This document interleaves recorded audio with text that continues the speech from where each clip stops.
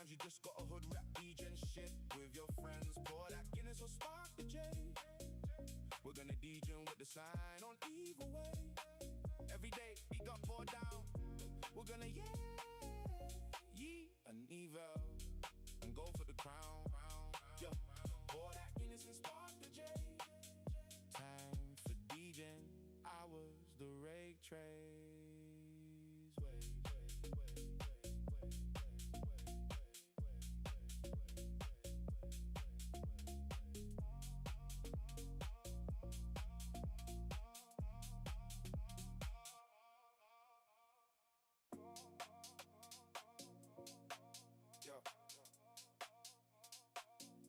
Just that time again.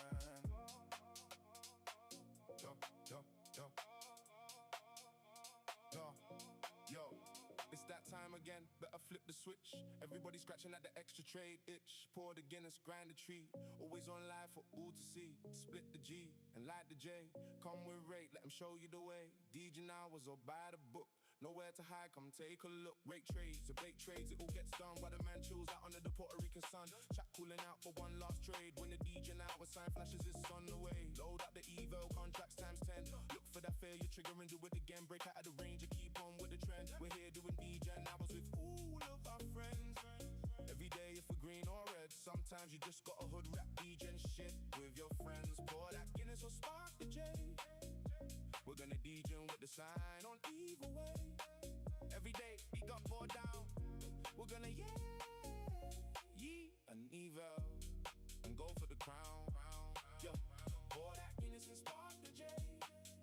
Time for DJ. All right, all right.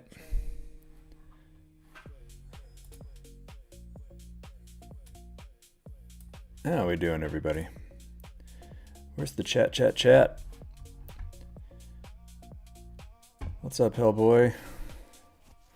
Wow, first time, long time. Vish hasn't been the one saying first.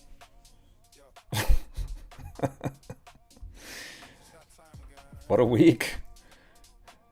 Health check on Vish. Where's he at? What's up, Zay? What's up, Ragazup? What's up, guys? We have got a fun one to discuss today. We're going to talk about why sometimes the pre-market positioning can be a bit of a false flag while also being a North Star. Ron Digitrader, first time with you. Ron G off. Well, you had me fooled. I thought for a second you might be a bit of a Ron G sycophant, but here you are. It is not a Ron G name. It's actually Ron Digitrader. All right. What's up? But thank you for being here regardless. Very happy to have you here. See probably some new names rolling in. Miggy. What's up, Miggy? Tris Trades. When you say this, what do you mean? The fact that I had the name wrong, or the fact that you're not new, are you, Tris? I feel like I've seen you in here. Anyway, today's really fun, guys. I'm really excited to talk about today. Obviously, right now, the framework of the day and why I actually put a certain trade on this morning, this 75.75 fly on SPX, which is kind of around the 76.05 area, is kind of invalidated now because this positioning shifted. So if we pop and hold over the 75.90 SPX 76.20-ish area on ES, I'll probably have to bail on my last runner there. That was a very profitable trade for most of the day. But you have to read the tea leaves here, and it looks like we are making this run quite a bit higher. So, yeah, I think we will go with the structure we kind of talked about the other day. We will do a work it from front to back kind of situation here. I'm going to give it probably 5 more minutes before we dive into the pre-market kind of opening range trade and structure, and then we'll go over what is to come. But right now, I don't think you guys need much from me unless you're totally new about where we're probably headed here. Bing bong. So this could not be more straightforward. Well, Lou, you know, it's a Monday. Some people struggle with Mondays, and that's okay. But today could not have been more nailed on, I don't think, from a pre-market plan structure. Truly. This was about as obvious of a day as you could get for the most part. There was some downside. I took a morning short and then went long. Both were very obvious trades to me, and we can kind of go over that. But yeah, on days where you see things just keep running, you know, it's easy to feel like you underperformed. But if you got a piece of it, kudos to you, my friend. What's up, Bortusk, Matterman? Got the diehards in here. Got some students up in here. Happy to call you guys students, because that implies that you are learning and profiting after having been students, which is always a nice thing. So I am going to adjust the straddle value. So the blue lines now are what is currently being priced into the market. So as far as range, we are very close to pricing in this kind of upper balance dealer long position, which is just going to further magnetize us up there.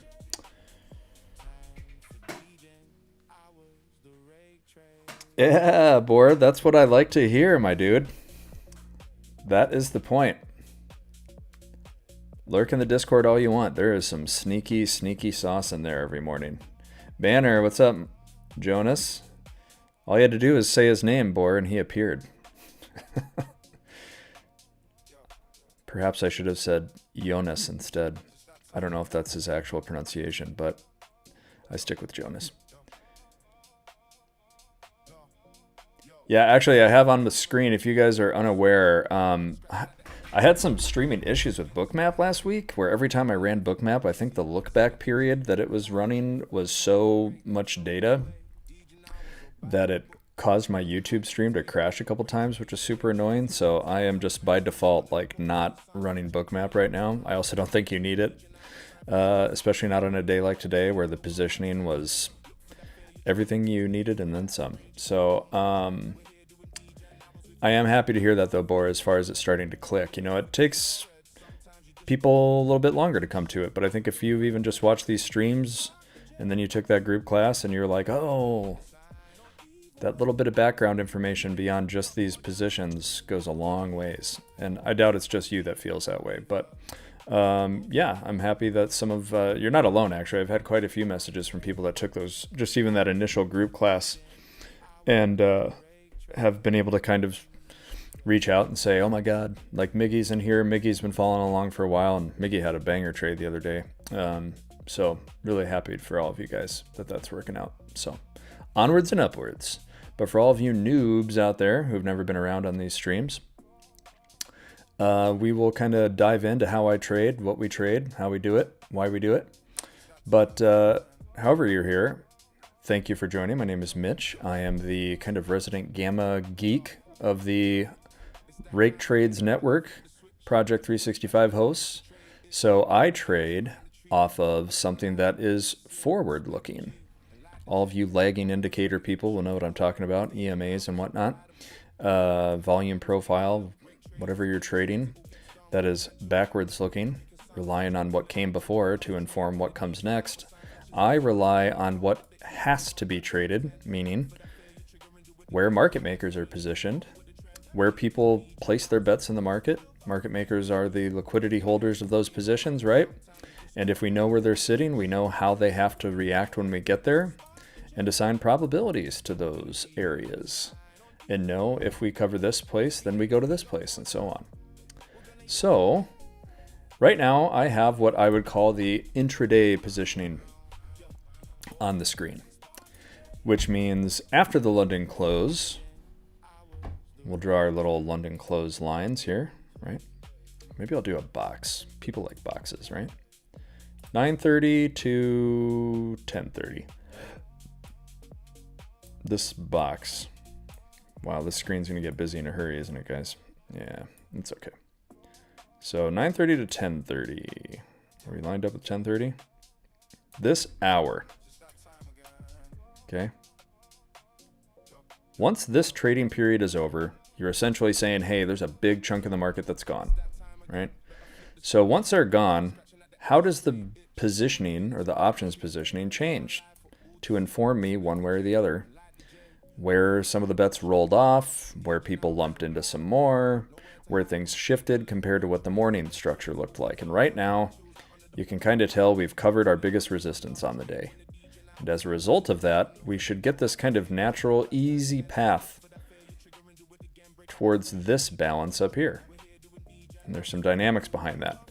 This little note that I had here was kind of around the trade that I took. You can see my drawing from the pre-market saying, hey, as long as we finish in here, I make money. And the closer we finish to here, the more money I make. But that position that was above it, where we currently are, that was very large, was a big green bar from the morning, has disappeared. Which means there's less resistance to us going up and out of here where I don't really profit anymore. So what I would expect to have happen here into the afternoon is, barring any unforeseen circumstances, and nobody comes in and says, screw you guys, I'm going to sell a bunch, right? We kind of just aimlessly drift up towards this area around 76.30, 35 on ES. So this blue line represents kind of the current straddle price, meaning these are the options positions that are kind of influencing us right now. And how market makers hold these positions kind of is like a feedback loop and is kind of driving us towards this area. And if we fail to get up there, then we can kind of pin back around this spot that I wanted around 7600, 7605 ES. So the story of how we got here is best told by looking at the pre-market positioning. So if we come down and we look at our opening print, right? Just looking at cash session, gap up, little dip and rip, right? Looks pretty straightforward. Why I took this short was from the overnight structure against those same positions, which might make a little more sense. Because right before the open, we got this nice dip down on ES. Okay, so I took this trade, and then I was monitoring that going, all right, if you guys see my pre-market plan over here on the left, let's read that actually really quick, and then we'll jump back to the chart. This will make more sense. So, interesting day in the profile. While it looks like doom the lower you go, the local influence of positive gamma on these positions makes it such that absent some really strong selling flow, the uptrend to range can continue unabated due to the polarity. Okay, all of that is just to say when something's really positive, it gets magnetic. So when I speak and I type a certain way, it comes out like that. So I'm not trying to be a douche, but that's how I speak, and that's how I write, and that's how I view the morning framework. So basically the whole thing was, unless we really get sold down, there's nothing about the structure that tells me we should, and everything about it tells me as long as we're over one area, we are likely to just get magnetized straight up the ladder. So I had my little image there with that reasoning. You can see it. I think we've all seen that long enough. Yes? You guys get the gist of it? Everybody can read at a second grade level? Okay, yes? Can I get a thumbs up to move on? Okay, let's go back to the chart. I'm not going to wait for you guys. Basically, if you zoomed out and you looked at this structure coming in, okay, what do you see? You see everything that I saw. This is supportive. This is resistance down to here. But if you cover here, the same reason why this afternoon structure is appealing, we'll kind of get rid of that. Why did I take this trade this morning? Well, if you cover this position and you don't go down any lower than this, which we did not, right? We got this little dip, the only kind of downside accelerating position. Everything about this says we should at least test here and either grind and chop around here, or we have a really strong chance, especially if we do it early, to get up and stuck So my bet was we did what we did. But after the London close, things shifted, right? We've already seen that positioning. But why do you think I picked this strike? Because the higher we go on a day like today, assuming these positions remain the same, we should go slowly. We should just grind and chop and then drift maybe a little bit higher and then maybe come back. Or we just get here and we don't go anywhere. But after the London close, the positioning did change. The story is still very much the same. But the difference is now that big block of resistance we had here is gone. And now that we've conquered this position, the same thing that made me draw those arrows earlier is now pointing the other direction. Assuming you hold over this, as long as nobody steps in to force you back down to this one, you're probably just going to grind and drift higher into the afternoon.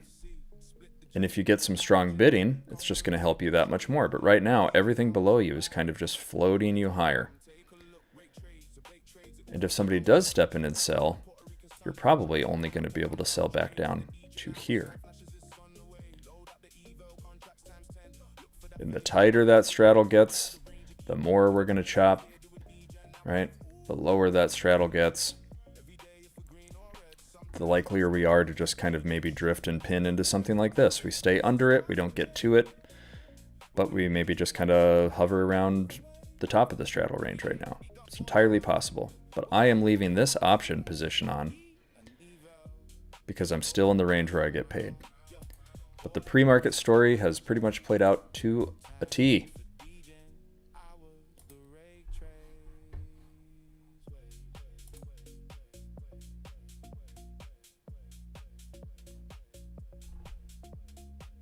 It's boring, but it's effective.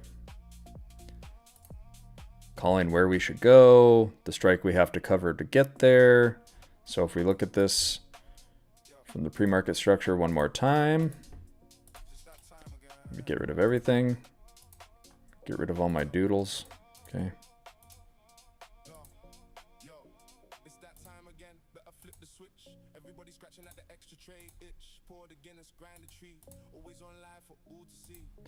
But dip, where did we meet our first resistance?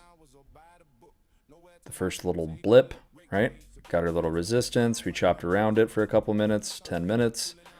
And then blast off until we hit the next bigger block of resistance. So if we look at this and you think about things as far as like what is the bigger position, if you just went big position to big position, that alone was a 20-something point move for you. And then it got a little bit heavier. And then we did what? We kept getting bid up, but we ground and chopped. But I even said in the plan, what about London, right?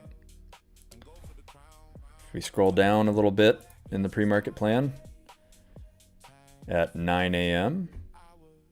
Quick update, up and stuck for morning plan looks nailed on. Think from here, it's all about how much further we can get pushed up and into before the London close is over. So during this red box, London close period, what did we get? We got that nice little extra pop, but then we just kind of ground around sideways. We couldn't really break out until just before the stream here. And this big old 75.90 position on SPX, 76.20 area, completely flipped the other way. 12,000 contracts, part of a call spread that was way up here. See the other leg of it? Customers covered this leg. They were losing bigly. So look at how much that position flipped and what that entailed for the rest of the afternoon. Had that position remained the same, we'd be doing something a lot different than we are right now, where we actually have the potential to just keep walking the path. But do you see how this was all spelled out from the morning? Literally to a T. If you cover this, then you go here. This is probably as high as you go, unless something changes. All things have changed. Could we still fail here and go back and settle at 75.75 and I make my $1,500 a contract? Yeah. But right now, everything looks like we're just going to continue to drift up. Slowly but surely, going to bore people to death. Get a little bid, we might get a more aggressive pop. But once we get up there, we probably don't go anywhere further.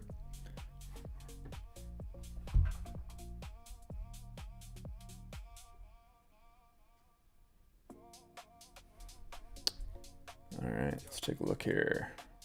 Catch up in the chat now that I've given you all of my knowledge and information on the day and all of my told you so's. Let's see here. Positions seem to have changed a lot post on the close. What does this mean to us then? Oh, just covered that, right, Banner? If you have more questions on that, let me know. Took a couple months to grasp it, but every week I'm getting better at the read. Yeah, Miggy, everybody comes to this at different speeds, right? But once you understand that it is what it is just mechanical. And you are watching those mechanics play out, right? You start seeing these moves and you say, hey, I already had all that information. I had the position right in front of my face.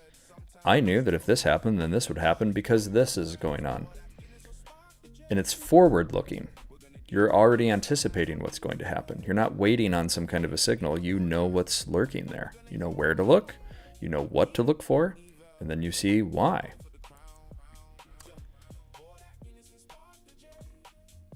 Pew, pew, pew. So I'm putting an emphasis on pre-market positioning until around London close, then intraday post-London. Yes. That pull time for me was kind of just before stream, just to make sure it was current. Michael. Because most of the positioning is green, that's why we don't see a harsh rejection like in other days. Yeah, once you get into this block where things are broadly positive, then it's really hard to get that really aggressive reaction. Plus, the straddle is only pricing in the influence of these particular positions right now. So the lower the straddle, the more local the impact of these positions, right? Because the range is tighter, there's low volatility, so we're less likely to move beyond that range unless something forces it to change. And right now, there's just no volatility. VIX is around 1560. It's very low. Probably going to start going higher as we move higher. And that's where we get into the other Greeks. I don't have enough time to get into all that. We've only got, 40 minutes left on this stream, so that's what the classes are for, y'all. So you were expecting to move a bit lower, but even though price was falling into it, dealers were selling ES, but still there was active flow that made it failure to go lower. Gonna have to read that a couple more times, Jonas, but oh, from the pre-market. Yeah. Aaron said, question, wasn't able to sign up for the weekend class. Do you record it? If so, can I still purchase to watch the recording? You sure can, Aaron. But what I'm going to be doing for anybody interested in that is I am going to be doing more of like a more frequent group class thing. And it's basically going to be, I've never taken one. I want that kind of primer. And then if you have taken the group class, then we'll move into like additional topics, more Q&A, some other concepts to cover, right? More detail. The first session of a group class is kind of like laying the groundwork of the Greeks. Everything in that subsequent session is just going to be like, hey, I can't make this one, but I'm going to make that one because I've already taken the first one. I don't want to rehash that. I want this. So there will be another kind of primer session. I'm just going to spread them out a little bit more so there's not like 2 or 3 a week. It just gets to be a lot. And then I have more and more people who want to do the one-on-one stuff. So they're kind of like the priority because they're getting that one-on-one time. So the group classes will just do like one of each a week, I think. Here's the first one if you've never been. Here's one for if I've already attended one. So hopefully that makes sense. But if you really want to, you could certainly get a recording from this last week. But I would just wait for the next group class. And then you'll get that recording. So, okay. Nice reversal for longs. Just wasn't ready to fire away that soon on a Monday. No, and I totally get it, guys, because here's the thing. If you actually looked at that pre-market positioning, the risk on the day was like, what if somebody came in here and said, like, this sell is so aggressive, it's going to keep going because this is very thin. But the thing you have to think about is, like, look at how magnetic this was. If you're even in the ballpark around this kind of 75, 70, the chance to get magnetized and pulled up into the afternoon was there. So even if we hadn't gotten this big strong move, but we had just been chopping around 75.70, the potential to just like drift up slowly was there. So that's why I was like, any dip, even me taking this initial short, was a day where had I not had like literally 4 calls in a row after the market open, I would have just taken an NQ long opposite my ES short, because the potential for this was just, it was in the cards. There's just no way that this was not going to happen unless some crazy sell happened to get us way down here. Unless you are literally, I mean, and then you're talking, you'd have to be like 100 points away. So unless you had some massive sell, even though vol is literally like dead, there was just no potential to really go lower on the day. Everything about today from the pre-market was like, we're going up and we're going to go here, and this is where we probably stall unless we get this next leg. So again, why am I holding my fly? Because I think this area, the 75.75, could end up being it if we don't get that continued drift higher. But if you're horny for higher, like I totally see the potential, right? This has every potential to like come back and test here and then get bid up. Like you could easily take a trade and say, I'm going to give myself, if it comes back to like 76.08, 09, I'm going to give myself a 10-point stop and hope that we get a bid and we get up there. That well within your rights to do so.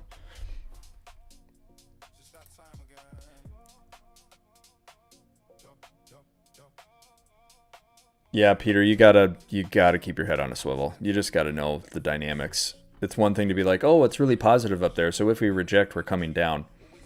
That's not always the case. The big tell, guys, was like when you looked at the pre-market straddle, look at what it said. 35 points. Right? But the straddle was holding value. It was still around 30 at the open after we made this bounce. But once we got up here around like 75.85, the straddle was already down 10 points. So once we started kind of chopping a little bit, the higher we went and that straddle started getting down under 20, you just knew we were up and stuck. There was no real reversal risk. It was doing what it was designed to do. There's no volatility. You get up and stuck. It's just, it becomes very obvious, right? Like it is what it is. Pumped for the one-on-ones. Yeah, super excited, man. There's actually the response on the one-on-ones following the group classes has been kind of overwhelming.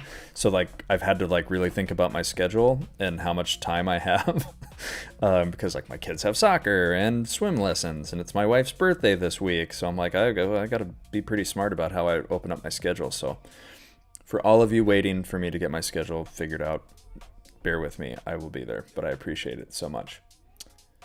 Let's see.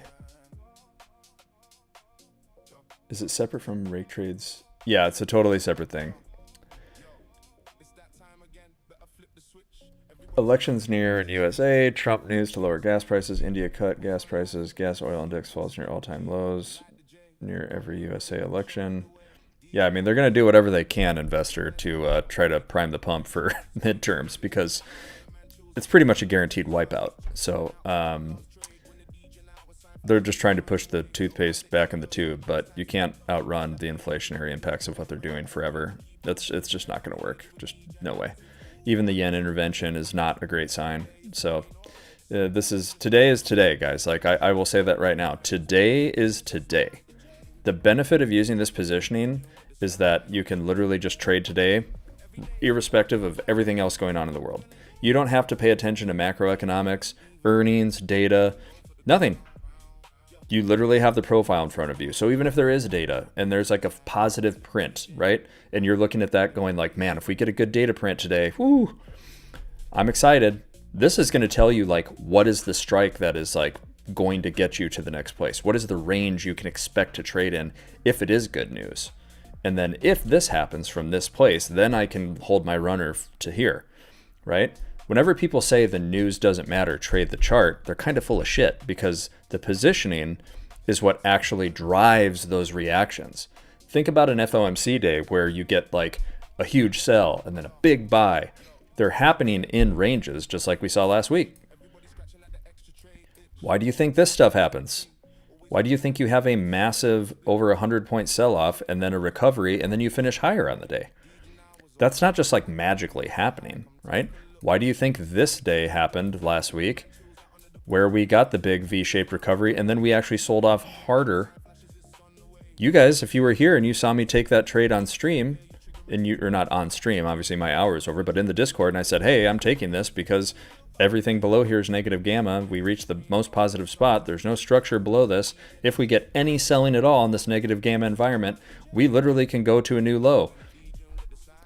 That is something that is predictive, and there's a probability that you can assign to it. If you don't have that, you're literally guessing. You're just saying like, oh, there's a last week low over there. Who gives a shit? That's last week. If the positioning isn't there, there is no rationale for it to happen. It is confluence at best. Okay, so the same thing about today being very positive up and stuck is because that is today's positioning. Everything about today, otherwise, if it wasn't for such a massive concentration of those positions there, it was all negative.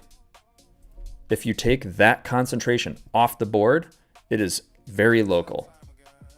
Okay, so like you have to understand the daily context of these positions. It's the day over day over day into the future that builds the framework for how volatility functions.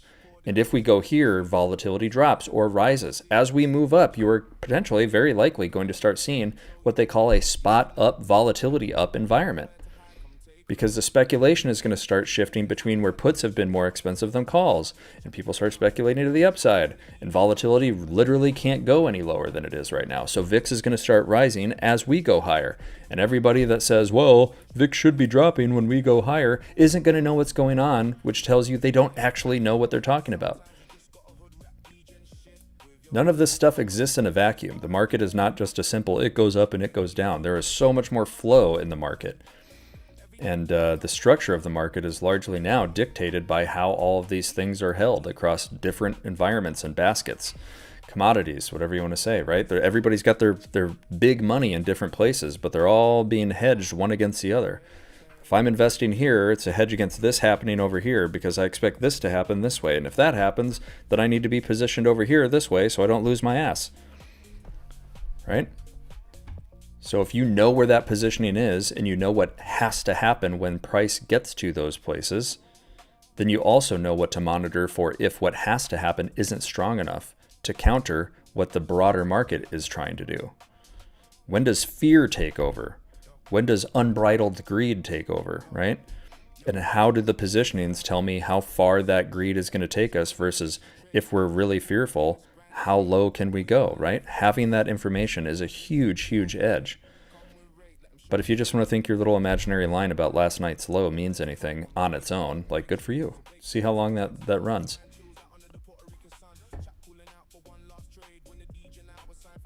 How that started off somebody talking about gas prices, I don't know. That's my bad.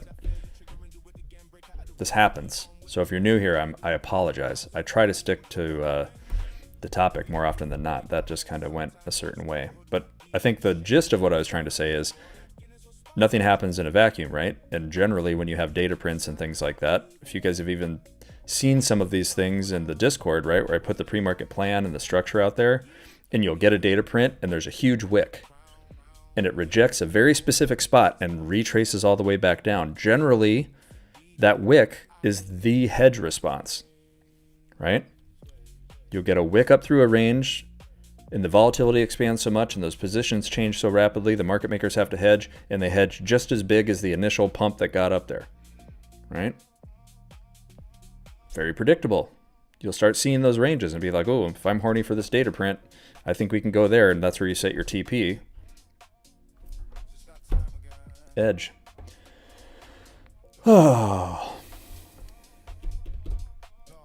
So what time are you pulling data for tonight's session? Would I pull at the close? I close, like I'll look at 4 p.m. Central, so like at the end of the extended session, and then I kind of use that as a framework, and then I reevaluate. I think the global SPX options market opens again at like 9 p.m. my time, so then that's what I use for pre-market going into the next day, unless there's a big change. Spent a lot of time in the weekend chatting with Grok to answer my questions on mechanics. If there's anything, I don't love that, Jonas, because you start asking Grok or an LLM their responses are only as good as whatever their input is. So if they're relying on something that you haven't fed it that is like fact, for example, and it's relying on some like Google result that's poorly sourced, and it's using like naive gex as its framework, for example, and you're operating from a presumption of having access to what we do with VS3D, for example, like an actual like dealer tagged platform, it can give you very, very different results. So just be careful. I get people wanting to use AI. I use AI for me to like generate my slides, but it's coming from my brain. The way that I've documented it is such that I trust the input because I validate it. If you're not validating that against something, it's very risky. And the whole point of this is so that you know it. Because if the AI provides you something poor and then you action off of that, and it was a poor input, the output's going to be poor. You might get lucky once or twice, but you can really open yourself up to a world of hurt because the AI interpreted something and gave you this response, but it was not right, it was invalid, and now you're losing. It's because you don't actually have the knowledge yourself. Learn, read, understand. Why pay me for a group class or a mentorship if you're not going to actually learn it yourself and be able to apply it on the fly? There's still some discretion, right? Everything's contextual. I'm giving you a big edge. You have that knowledge, you can apply it. You can apply it to, you can use this to swing trade, right? You can look at the positioning into OPEX and be like, all right, if we're not under here with a week and a half to go to OPEX, the odds of us drifting from this place to this place means I'm going to put my positions here and I'm going to bank. You can do that if you have the knowledge. If you are using AI to do it and it gives you some shit output, now you're going to lose money and you're going to say, oh, this isn't, there's no edge in this, but it was really just you trusted an AI with your shitty input. I'm not saying that's you. I'm just saying like be very, very careful about over-reliance on AI. It is a tool. It is not some super intelligence yet, right? It has no actual reasoning. It's only reading what you give it and then extrapolating that back to you. Just be very, very careful. As somebody who uses it myself, how you use it is more important. So, that's my little AI rant. You gotta be careful. Individual names is great, guys, but you have to understand, like, the whole thing about like why this is powerful is because of the liquidity and the correlation between ES and SPX. It is the most liquid trading relationship in the world. There is no market that is tightly correlated like ES and SPX, period. There's no options volume that is as heavily traded, which makes it so liquid, as SPX and ES. So when you go trade individual names and you understand the relationship of hedging between something that the underlying is that particular ticker, right?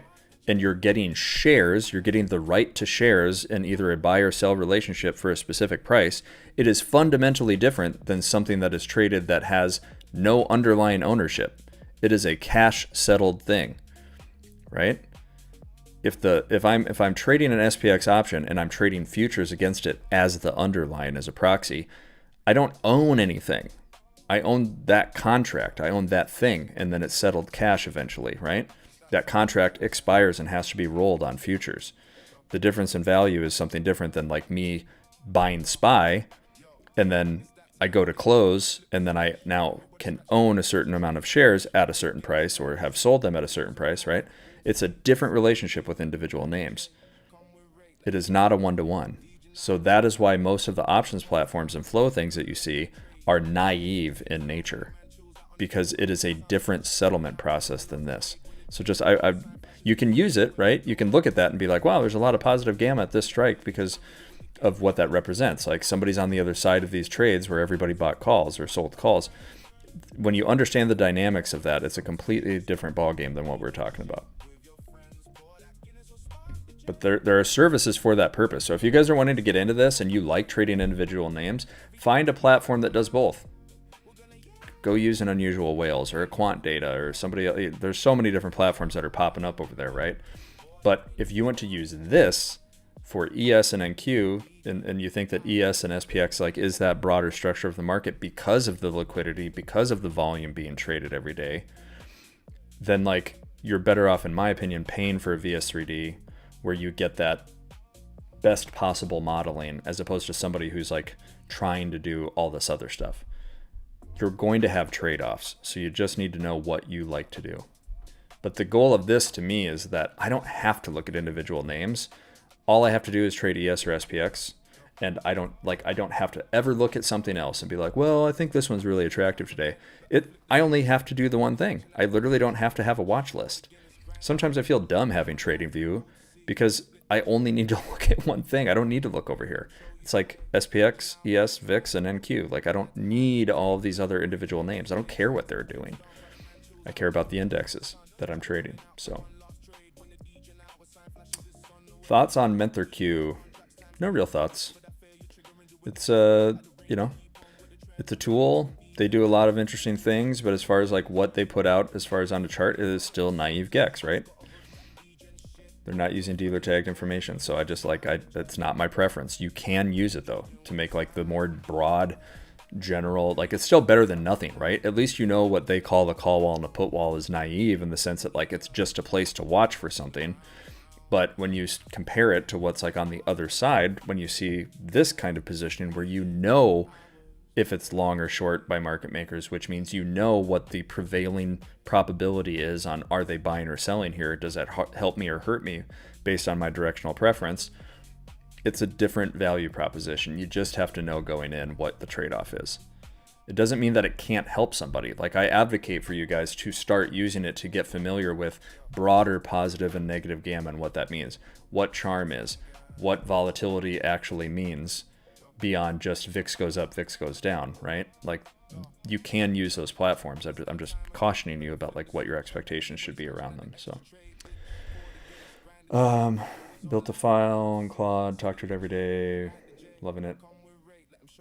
Yeah, I mean, like I said, there's nothing wrong with that. You can still leverage it very, very great. When I first started and I took off, I was using naive gex. Now that I've seen the other side of this and seeing this positioning and having the granularity of knowing, it is just night and day. So if you want something like more simple, then a naive platform is very much that. If you like to trade with these other things as your primary vehicle, right? Then you can use a naive gex platform and just understand, okay, that high or low that's at this level, that's at yesterday's high or last week's overnight open or whatever your level is that you want some confluence around. And then you have a naive gex platform telling you like, well, here's where things flip a little bit and the value proposition changes that either reinforces my plan based on this other information or it negates it. That's a great tool. It's something that you didn't have otherwise. So by all means, leverage it. Just know why it's called naive. There's a reason, right? It's making assumptions, okay, off of public data. You're making some broad assumptions. And then when you compare it to a more advanced tool, you see why it's called an assumption, right? So I can show you guys something really interesting. If you guys are in the Discord, you already know what I'm talking about. I show you the screenshot every morning now in my plan about here's the difference between my model versus like a naive model. And it's not so subtle. So like, just know. Sometimes it aligns, right? Sometimes when the book is so offsides one direction versus the other, it will align in the sense of like, it's very clear. Everything is broadly negative from here down. Sometimes it aligns, but where you lose the value is like right now. If it's saying everything above us is positive gamma from here to here, it's missing the story that there's an accelerant position that can actually get us there, as opposed to, it's going to go slow. If we got a bid right now, we could shove right through this very quickly. There's just not a lot of people in the market in the middle of the day right now. There's no volatility. There's a lot of agreement that like we don't really need to price anywhere else. We're just kind of stuck here. But if somebody showed up and they plunked a big order down, we're going right up here, right? It's just very obvious. So anyway, oh my God. Oh, that's some cold coffee, but guy needs it. Ugh. All right, let's see. Who else is in here? Did I say to wait to purchase VS3D? VS3D has a 7-day trial. I have some news that I hope to be able to announce in the coming days, maybe a week or two. I don't know. And if you want to use a platform like VS3D, which is my preferred platform, I believe this will make it cheaper to do so. No real news on that yet, but there are things in the works, and I hope to have something exciting there.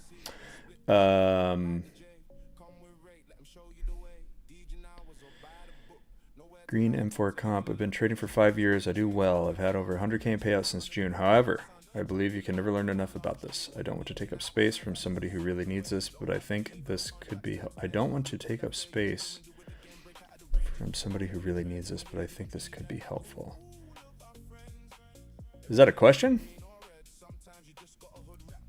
Like you want to layer it in, but you don't want to take time away from somebody else who could get more help from it?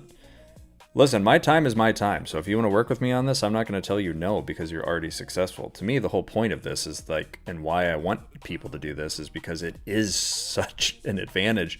So it takes you from strength to strength. Like I said, I was having success on the rake trades model alone. I was using price bar by bar and multi-time frame analysis.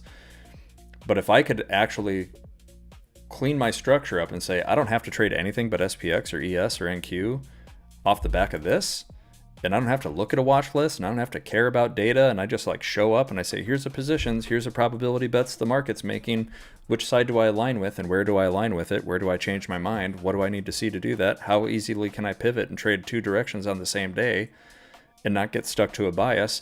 Sign me up, dude. I mean, I'm not going to speak for anybody else, but the fact that there are other people around me who are successful traders that are reaching out saying like, hey, I'm kind of interested in this whole gamma order flow idea. What do you think? Like, I'm not going to say no to those people. So that's not me selling you anything, dude. Like, I'm just telling you, like, if you're already successful and you are like me, where you want to learn more and you want to take another step and go from strength to strength, why not? No one's ever, like, the idea, guys, that like you've mastered trading. You can master your system, right? And then I guarantee everybody goes through a cold stretch where they start wobbling a little bit and they're like, oh, I don't know, maybe I need to look at something else. This isn't working in this kind of market. When you understand the structure of the market is directly tied to what we're talking about with these positions and how they're hedged, why is VIX seasonally more this way in this part of the year? Why do you think like midterm elections and midterm years always have an X% drawdown? Because generally speaking, those flows, the things that shape those markets, are a reflection of these bets in the market. So when something is repeatable and mappable, it's because it's mechanical, right? So think about that correlation in your head just a little bit. Why do certain earnings seasons happen to have certain returns, regardless of sector, right? What do the bets in the market, in the option structure, tell you about that in advance? Where is the risk? Why do you think, oh, they had great earnings, but we sold off for 2 weeks after as a broad index? What could the positions have told you about that? Were we in a slippery slope? Were we susceptible to volatility changes because the positioning was empty from here down? Or a bunch of people were so hedged to the downside that if we did get some selling pressure, it cascaded? Right? These things become predictable, guys, because they are mechanical. It just changes your understanding of the market. You don't have to do this. Keep trading your thing. If you're successful, I'm not going to tell you to not be successful doing what you're doing. Do what you're doing. But if you want that confluence and you have times where you hesitate on entries, if you have that extra layer of something sitting there going, God, that opening print is really strong today, and here's why, right? If I'm seeing what I think I should be seeing, I'm definitely going to take this trade and I'm going to accept it, whatever the outcome. Because the highest probability on the day is if we hold this spot, then we go from here to here. Somebody literally, not to toot my own horn here, but my favorite thing about this is that whatever imposter syndrome I had about starting this with Jake is that I was just a former mastermind student. I'm a guy with a full-time job. I literally have Teams messages coming at me as we speak, which is why my face is so bright from this screen. The fact that I did this was kind of taking me out of my comfort zone and saying, I'm just a guy, should I be on camera? Should I be telling anybody anything? But I was already doing it. I was shouting in the Discord every day. Oh my God, guys, watch here. Watch for this. Oh my God, this would be a great trade. Oh, today's a really risky day. Oh, look at this. And I love sharing that because I want other people to benefit from it. So what's really fun to me is one of the students I've had from our one-on-ones pinned a message, and the message was something I had sent him when he was first asking me about doing the mentoring. I just said, listen, if you kind of want to get the gist of this, like, go watch my very first stream ever with Jake. Jake's like talking, hey, how did you come to trade this? What are you looking for on the day? Jake had an upward bias. I had an upward bias with a plan at 5:30 in the morning. If we go from here, then we should go from here. And the highest we should go is here. Go watch that first stream. I'm not kidding you. Go look at that date and watch the end of it. We literally went from that strike to that strike. That was the absolute high of day. We went no further. We finished there. We called that at 5:30 in the morning. That was like a 60 to 70 point move on ES. So you can have an upward bias and like, oh, I don't have a target up here. I don't have a level up here. We've never been up here. When you can call an all-time high on the day to a T, and it's not unique to me.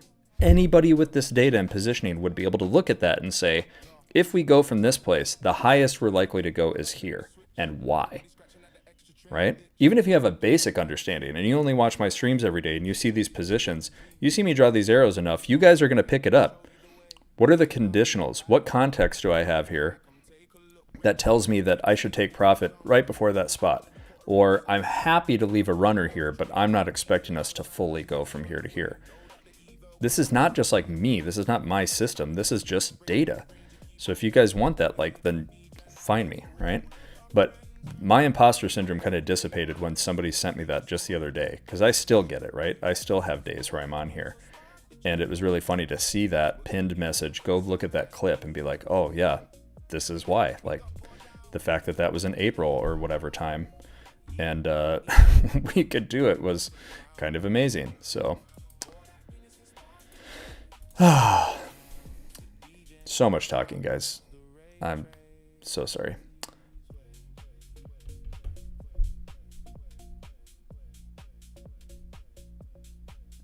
Squeeze my teat and get some milk out of it. No idea what that is. How many screens do I have? I have 4. 1 for real job, 3 for personal. So it tells you where my priorities are. I had a really nice 57-inch Samsung Super Ultra Wide, the big one. And it had a problem that I guess is not unique. And Samsung's quality control blows. So I got my money back and went with 3 separates. I got 3 32s now. 1 OLED and 2 IPS monitors. I'm a gear geek, so whether it's speakers or home audio or home theater stuff, I get into it. I will probably never go full-time, Aaron. I think my relationship with it would change. Actually, I shouldn't never say never. You know, I'm getting older. Maybe there's a point where I finally enjoy the freedom, but I have a hard time taking advantage of the freedom from it as it is. Like, I'm still in the obsessed with it stage, so I'm like, I can't not be watching and looking away. So I use VS3D, William. I think Leto is in a different time zone, so he's probably busy working on the 10.4 stuff, to be honest. And I will say, guys, I did a poor job of this, but took that Tradeify growth account last week from eval to funded in a day. I obviously made too much money on the stream on Friday, so now my consistency percentage I thought was 40% was actually 35. So now I have to make like $5,600 or sorry, $6,000 to get 56K to get to the payout instead of the 53,000, which is fine. But Tradeify growth accounts I think are still 40% off, so I don't know if that deal's still ongoing. I think it was just growth accounts. But I know Jake is live with Lucid here in about 20 minutes or so, or 30 minutes. I think 1 o'clock. He said 1 o'clock Central. He's going to be on the Lucid live stream, but you guys should stick around and watch Lomeli. But those are some of our featured partners. You guys should definitely check out. Got some great deals going on. So I will shoot you guys straight. I primarily trade SPX every day. Futures are fun for me. It's a nice bonus income, but like SPX is where I make my bread and butter. So today I put this fly on. I had some spreads on, I also, this is fun, I started a prop options account.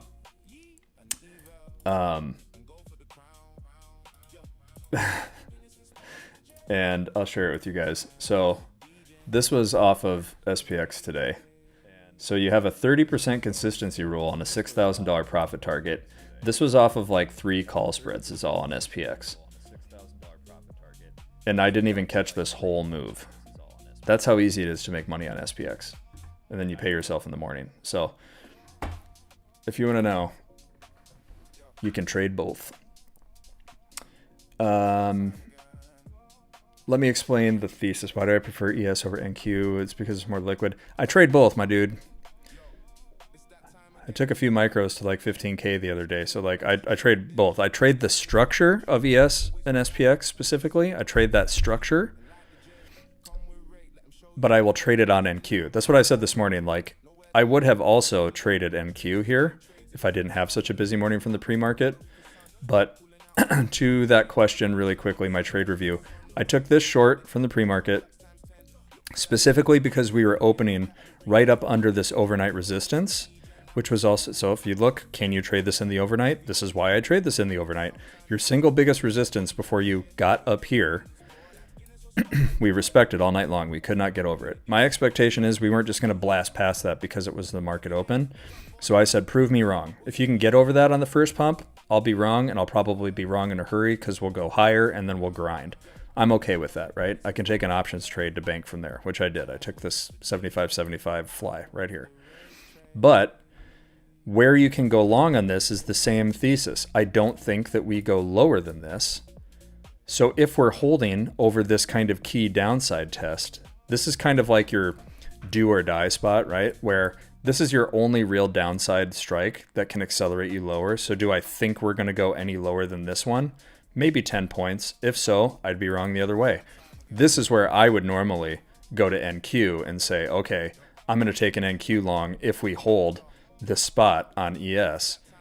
And then I'm still holding my runner on my ES short, right? I was in 3 minis. I took 2 off down here and I held 1 at break even.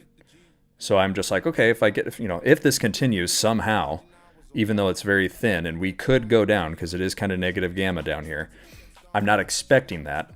So if I want to take the counter trade long, I'll just take NQ and hold my ES runner short. So I trade both, but I trade it off of this structure, kind of thinking that because of the weighting between SPX and NDX, right? There's so much shared weighting there, and SPX is the much bigger index, right? It can kind of handle NQ being a little more volatile. And it tends to follow whatever ES or SPX is doing, right? Because of that weighting. SPX is NDX in a way, if you think about it, right? It holds so much of that weight that unless things really get offsides, it will respect the structure. So that's why during the overnights too, last week, there was a stretch there where every time we rejected, I forget what night it was, I think it was here, every time we were rejecting this strike on ES in the overnight, it was based on the next day's profile. I was actually shorting NQ instead because I knew that NQ would give me like 50 to 100 points every time that happened, and ES only would have given me like 10. So there is like, but again, it's based off of that structure. But as far as the pre-market or market open trade review, CJ, that was it. Prove me wrong here. I think we short. How far do we go? I was actually hoping we'd come down here like 75.30 before I would pivot long. But I was aware of kind of, it's unlikely. If we're not at least driving down to that first, we're probably going to hold. I'm longing to at least test here. If we cover this, I think we're going to 75.60, 65, which is where we kind of had this first resistance. And then getting magnetized higher during the London close, which is why I had this 75.75 fly on. So hopefully that's enough of a review for you. I know there's another question in there. Pretty new to this. Do the bars move live as orders change? They do on the platform. What I am showing you is just no secret sauce. This is the positioning from, oh my God, my whole trading view moved.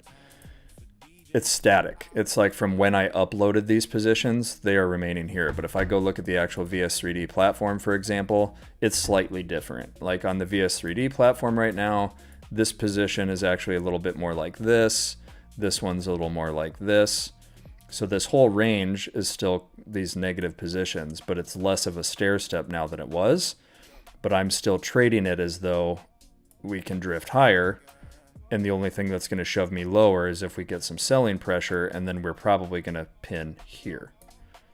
Which is why I said I will hold this 75.75 SPX fly unless we like substantially close over this strike right here. So right now my base case is if we're over these strikes into the afternoon, we can drift up here.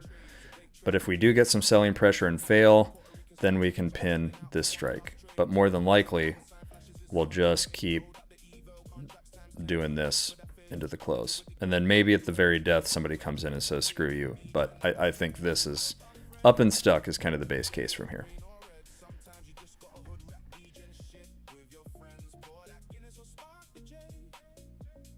Awesome, Lou. Lou's a former student too, guys. I know there's a bunch of them in here, and I'm not trying to sell anybody watching this on it, but like it really makes me happy that a bunch of people that just took their very first class ever can, in the span of like less than a week, turn around and use this on their own. That is so fulfilling to me, to what I mentioned earlier about like, why am I doing this? That's kind of the whole point, is so that it's not just like, Mitch knows everything. I'm just a guy. So if other just people, guys and gals, Mickey, Bellin, if she's in here, can come in here and learn this and pick it up at different speeds and still be effective on it, you know, like that's a hugely rewarding thing, especially because all of them started watching me for free on this stream. We're literally on here free watching this. That is such a great thing. It just makes me so happy. So I will say from the start of the stream though, when I talked about a potential trade, I was holding my SPX trade, but if we got this pullback and kind of held here, I know you guys probably heard me say that, I probably should have just put the futures trade on for you guys to see it. This was probably your cleanest entry to get this drift higher. So risk 10 points. I think we actually did talk about that. You'd basically be doing something like this. I don't think we'd lose this key support. If we kind of come back in this area, I'm longing this for like a 3R trade. We never really got a good tap of it, but got close enough, right? So then maybe you change it to say, if I'm taking it in here, I'm risking to like the top of this bar. It's still about a 3R trade. If we go even just tap 76.36, that would have been probably the cleanest trade of the afternoon. But what I would anticipate now, just knowing what we know, is that you're essentially trading inside of this range. So you either do this, or you do a little bit more of the like,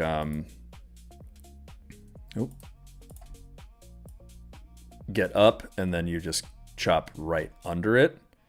And then your only risk into the afternoon is, well, if I grind up against this, maybe somebody decides to sell me harshly back down to the thing that's been there all day long, right? Because this whole range was a lot bigger earlier and it got emptied out. But if this position down here has been held all day long, including last night and over the weekend, maybe we come back down to this one. That would be like your risk. So if you think you want to take a short, you want to take it from like maybe 76.30, risking like 10 points, maybe like 76.32. If we go test this, risking 10 to 15 points, and then thinking maybe you get some give back into the close. But I think some of the best trades of the day have come and gone. I am personally going to make money as long as we don't go over this and we don't go under this and we finish anywhere in this range, but I make the most money if we finish here. But from a futures perspective, yeah, I think we can easily drift up another 10 to 15 points. So, woohoo! Covered a lot. But yeah, if you guys want to know more, I will try to release some information about the next round of group classes. So it will be a group class 1, never been in one before, and then group class 2, which is I've been in this one before. What is the next material we cover? And it'll have a little more Q&A. And then if you are somebody who wants a one-on-one, then by all means, I'll make myself available and we'll figure out a plan for how to incorporate this or address whatever your issues are psychology or otherwise. So got some familiar names in here. So thank you guys again for tuning in like you do every day. For the rest of you, thank you so much. If you're new, hopefully this kind of interested you guys and you kind of see the edge in what we're talking about here, being able to kind of call these things out in the pre-market. Kind of that, obviously the London close was a good shout today as far as do we get that extra boost at the end of the London close to kind of get us up here and stuck. Obviously from 9:30 to 10 we did. They turned off. The positioning changed. We are now getting this extension from the intraday, but still very much in line with what we thought about in the pre-market plan of getting kind of up and stuck. This position has changed. They rolled it up and out. But again, if you're looking from the pre-market perspective, if you're kind of not over this key area, right, you're probably going to come back down here somewhere, right?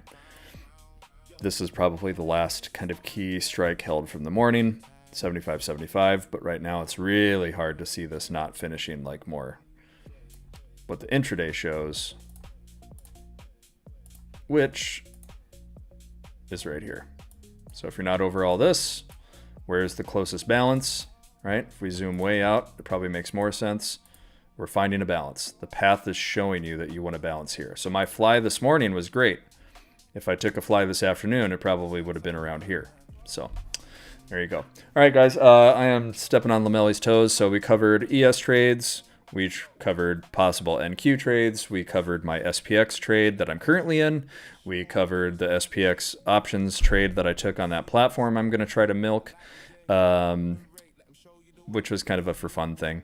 So, yeah, I think we had a great day. If you guys are interested in learning more about me and how I trade, tune in tomorrow, same time, same place. We'll see you then. Otherwise, reach out to me about the classes. I'll post a little Instagram story when I have something more on the group sessions. So, and again, make sure to take advantage of some of those great partner sales. Jake is talking about Lucid right now. And personally, I traded a bunch of those Tradeify growth accounts, took those from eval to funded all in one day, which is great. And now I just got to write out the consistency rule to get paid. So make sure to support the channel by supporting our partners, like and subscribe, and stay tuned for Christian. Thanks, guys. Have a great day. Bye.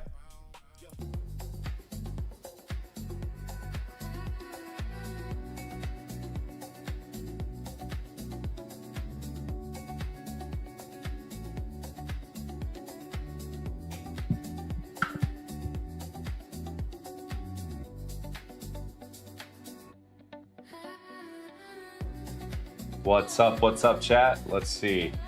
Got stream started, but I literally forgot to pop up chat, so let me get chat up here.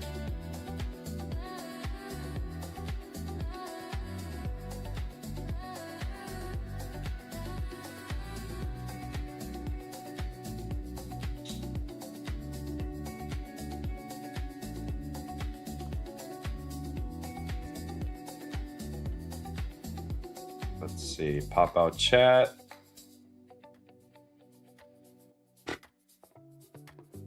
What's up? All right, now I got chat up here. Let's see. All right. He says, stole that shit.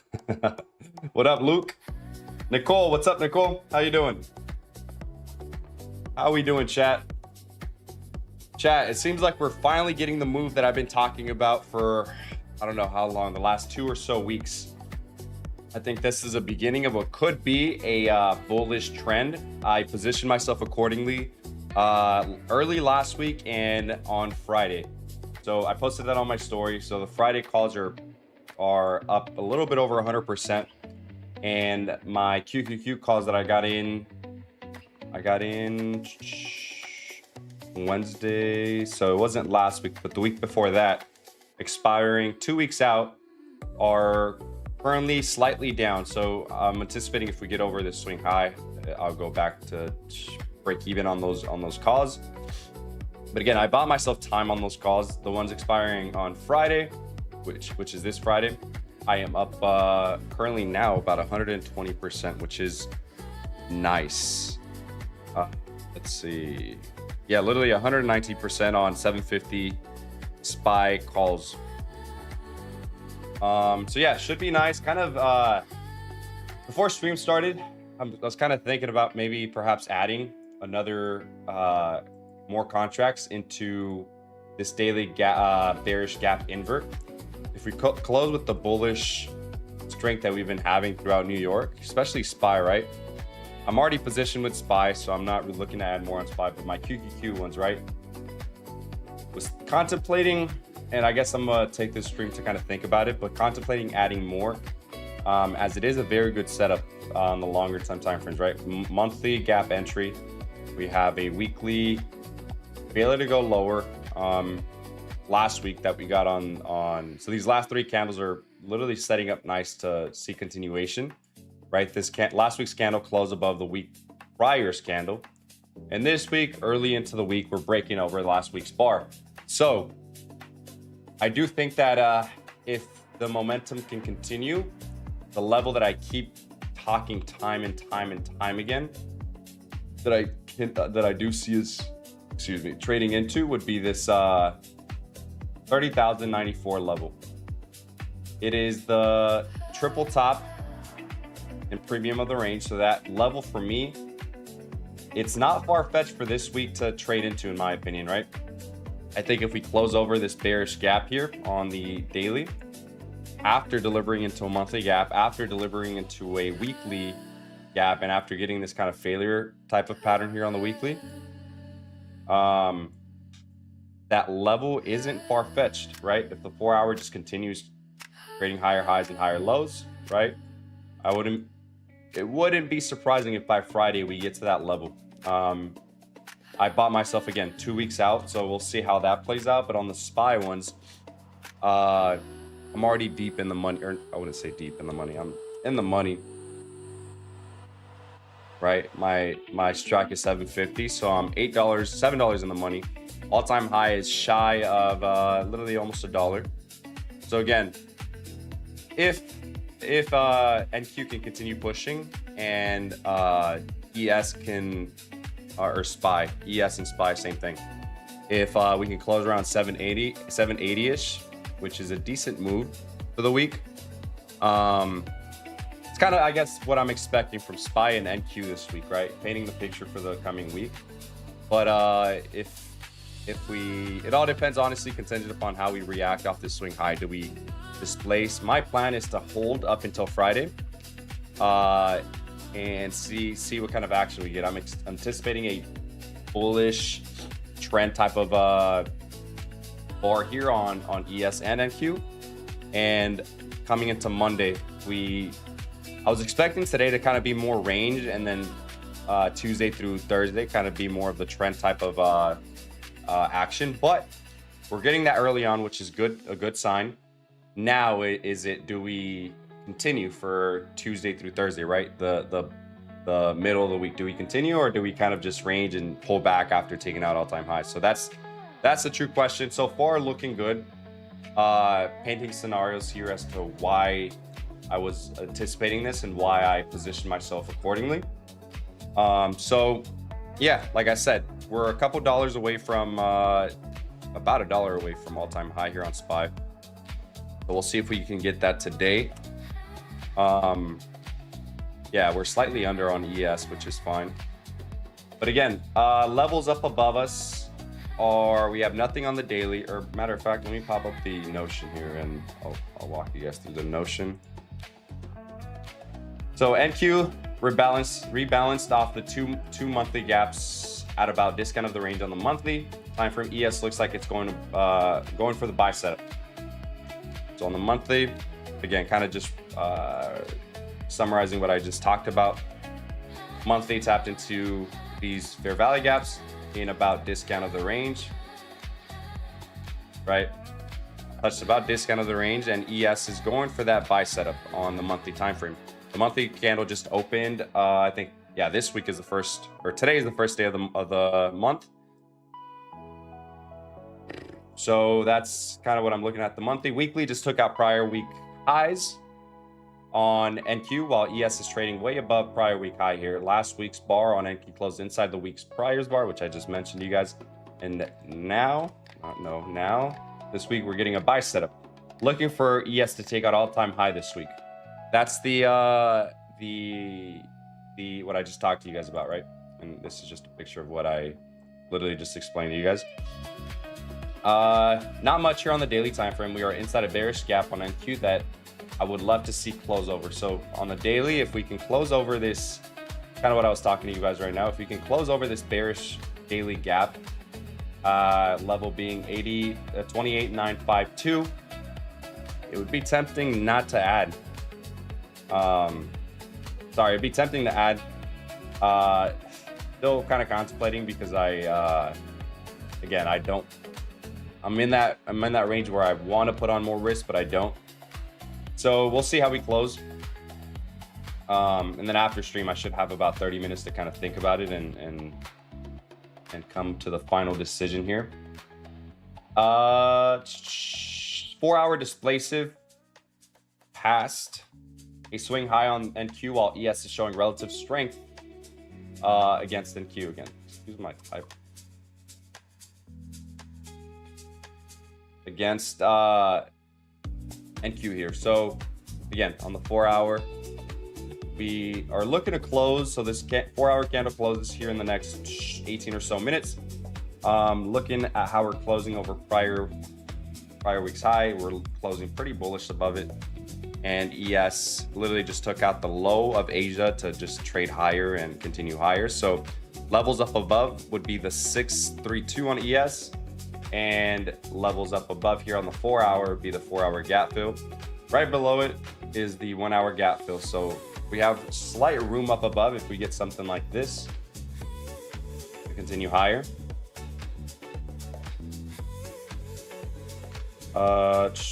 The hourly has been displacing today during AM. We left behind a couple gaps, with the 28,720 being my area of interest here. So I didn't take a screenshot of that. I must have forgot, but let me do that here.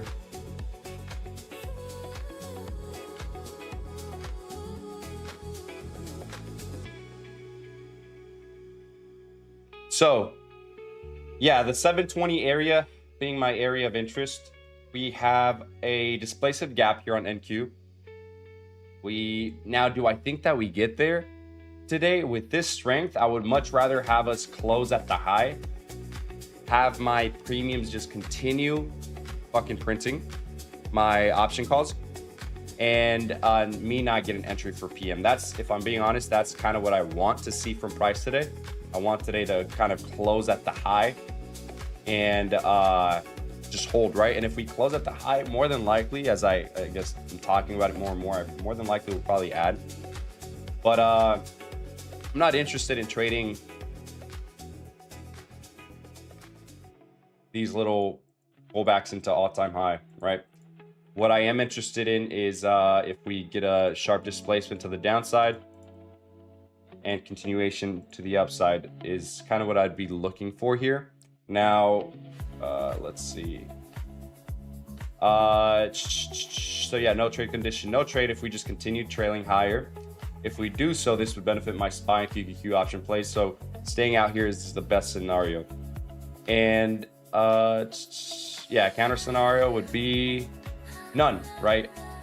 I guess the only thing would be is, given we are in a daily and bearish fair value gap and the 4-hour bearish 4-hour fair value gap, the only thing would be a sharp displacive move from the 15-minute, pull back, kind of leave behind relative equal lows here in this 1-hour gap, and continue lower. So yeah, open to both sides, but clearly bullish into the session. Now the question is, do we get an entry or do we get a yap session here today? Again, like if I'm being blunt, I would love to see this hold and just continue slowly doing this, right? And if we close kind of like this, I would love the closure. Because one, it gives me kind of like this confirmation on the daily. 2, gives me an opportunity to add, and then 3, I guess you can look at it both ways, pros or cons, but we get to just yap. Let's see. So that's kind of like the breakdown for today. Kind of the outlook for the week, the outlook for the day again, and how I'm positioning myself. Let's see. What's up? What's up, Kevin? What's up, Ron? What's good? What's good? Don't blink. Ramirez, my guy. What's up, brother? Not much, brother. Just fucking, honestly, hoping to see it close over 950 on ES, or sorry, on NQ. Hoping to see us just continue slowly trailing higher, and if so, we'll see if we even get some sort of intraday entry. But overall, longer term picture, I wouldn't even mind if it doesn't give me an entry. I just want to see us. This is the perfect candle close, or perfect scenario when I first got into my play on Friday, right? I was anticipating a gap up. Not that I knew it was going to happen. I was just anticipating, given that candle closure where we were, and the momentum that we had going into Friday, right? We also had nice momentum. We kind of got this shift. And now clearly we are now delivering higher on the 4 hour. Now it's like, okay, if we can do that on the daily here and continue this momentum, this would be nice. Use gamma levels? No. We are on positive gamma regime. Was looking for a flip for shorts, but didn't happen. Laugh my ass off. Oh no, yeah, I don't use that. I know my man Mitch is your guy for that. He's, yeah, I don't know exactly what he looks at, but I just know it works. And but I personally don't use them. For me, what I was just simply looking at for that position was, which I posted on my Instagram today, was the candles, right? Candle closures and where we were on the chart, which again, I keep talking time and time again, the last, like 2 or so weeks, talked about this being my area of interest. And I talked about my targets being 30,000, essentially 100, right? Or we could call it 30,000 flat. So that's kind of what I'm anticipating from price, right? And is it reasonable to think that we get there this week? Sure, right? This down candle here was how many points?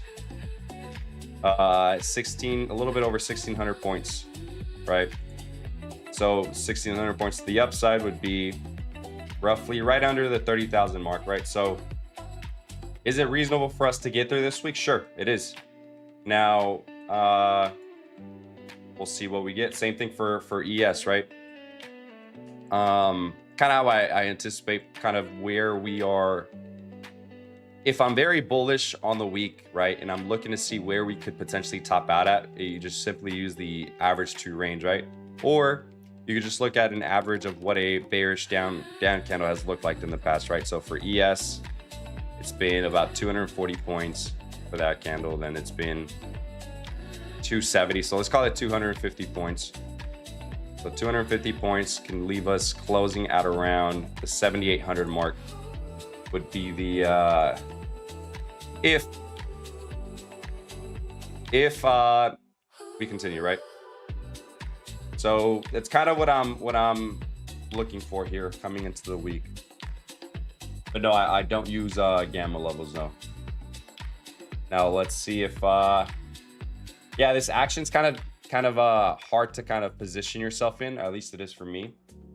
Just given that we don't have much to work with here, right?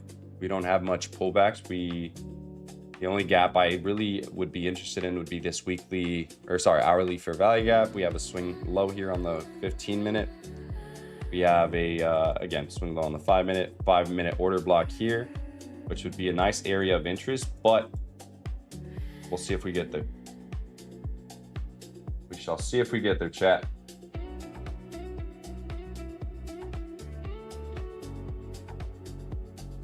But yeah, that's a lot of yapping for the outlook. I hope that was beneficial for some of you guys. And let's see. Yeah, honestly, looking at this chart, I would love to see it close at the high, slowly trail the last hour of after equities close, and then gap up over through Asia, and Asia kind of consolidate, and then New York tomorrow kind of redistribute higher. That's kind of like the action that this kind of is presenting. They're not presenting it. It's, I've seen this kind of time and time again, and that's what I wouldn't be surprised if that were to happen. Which, like always, you know, I wish I positioned myself heavier, but I didn't.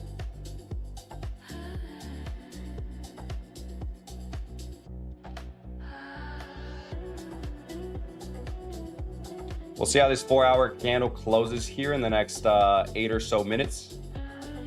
4-hour candle is clearly closing very bullish, so we'll see how we close here into the candle closure. That should be very telling. 15-minute here. We have these relative equal lows here sitting, which I wouldn't be interested in. But for those ultra scalpers, could be an entry. Those relative equals lows inside the hourly order block.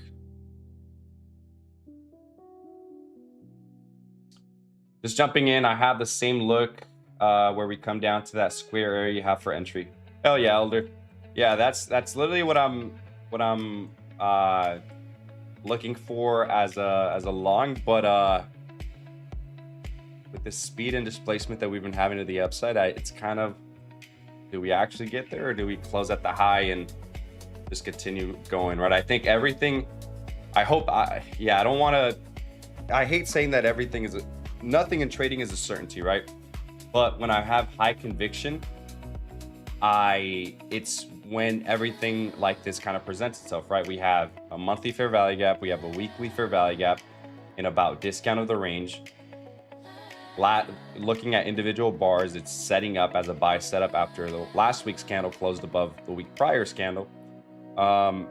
ES, of course, is showing relative equal strength. Similar setups with ES. We gapped over last week's bar and are now trading higher. We're close to all-time highs. We have been consolidating in this range in this weekly fair value gap. We got divergence. The daily. We'll see if we invert this bearish gap here on the daily. But everything is setting up, and I hope it makes sense to why I am anticipating bullish action now. Does it have to happen? Can we just do this just to trade lower for the rest of the week? Sure, that can happen, but that's where risk management comes in, right?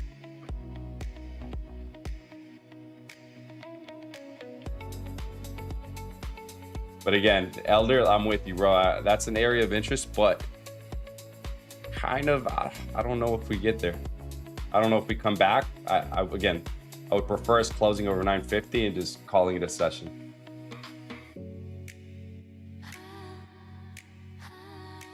We are on a gamma call wall, meaning that price can consolidate more here, but call resistance at 2,900.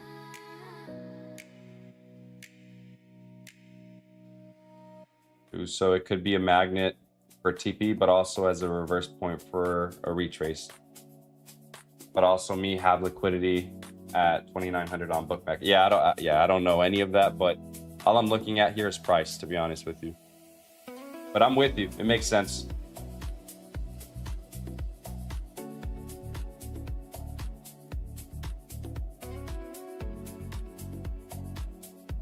Yeah, this type of action is action where indicators thrive in. That, like, if we pop in a EMA here, I haven't even looked at it, but if we pop an EMA here on ES, literally buying every EMA, you would have banked, right? But try trading that EMA strategy in conditions like this, then you'll get whooped.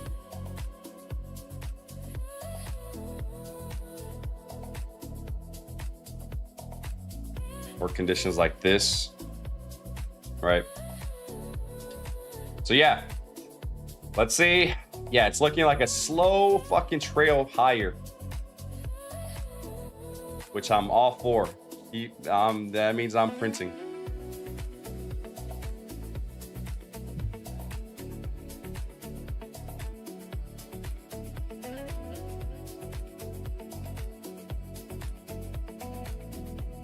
Yeah, the timing on those calls were perfect. Deep in the money, currently up on them about 128%. So we'll see if we can close at the high. Should be looking at close to 150% on these calls. So we just tapped into the hourly gap fill here. So we'll see if that is what rejects to get a pullback, or do we continue? My guess is we continue higher, honestly. Even on the 1 minute chat, like I know I'm not the only one. Like, it's really hard to try to, unless you're doing some other, if you're looking at price action alone, it's kind of hard to get an entry point here, just given where we are, right? So yeah, just be patient. Let's see what we get here. But for now, this could be setting up a setup for either Asia, London, or going into AM tomorrow. But yeah, we hit our first level here on NQ. We'll see how we react here.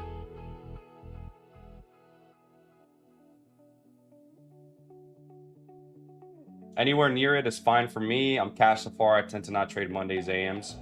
Elder, fuck yeah. Yeah, honestly, Elder, I don't think we get down here. I think especially, we'll see how we, by 11:30, if we're still continuing this action where we're slowly trailing higher, yeah, it's hard for me to see that, like, just the last hour give it all up.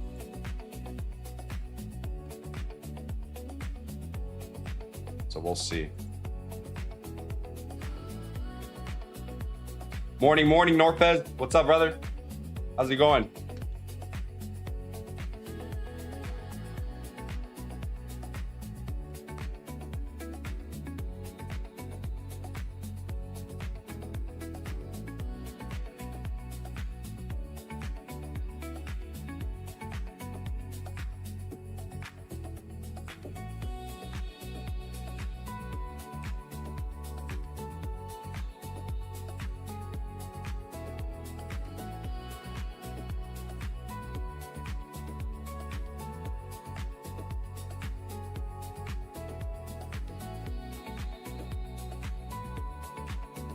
Done for the day and very green, but I cannot listen to your stream while working. Oh, but I can't not listen to your stream while working. Oh, okay, got you. I was like, bro, you're in here. What are you talking about? No, I appreciate you, Norpez. Fuck yeah. Yeah, what I was talking about here earlier is I'm positioned in some SPY calls from last Friday, or really from Friday. I got in literally at the peak here before we had that sell-off. Luckily, we gapped up, and as soon as we opened, we just continued fucking displacing. So other than that, I'm not really looking for any other trade opportunity here, other than us retracing back into like the 720 area, which I was referring to being an area where I don't see us kind of pulling back into, right? That's an area of, we have a fair value up here on the hourly. The 4 hours looking to close very, very fucking displacive. The daily is, again, very displacive. If we invert this bearish gap here, that could be a add to those SPY contracts.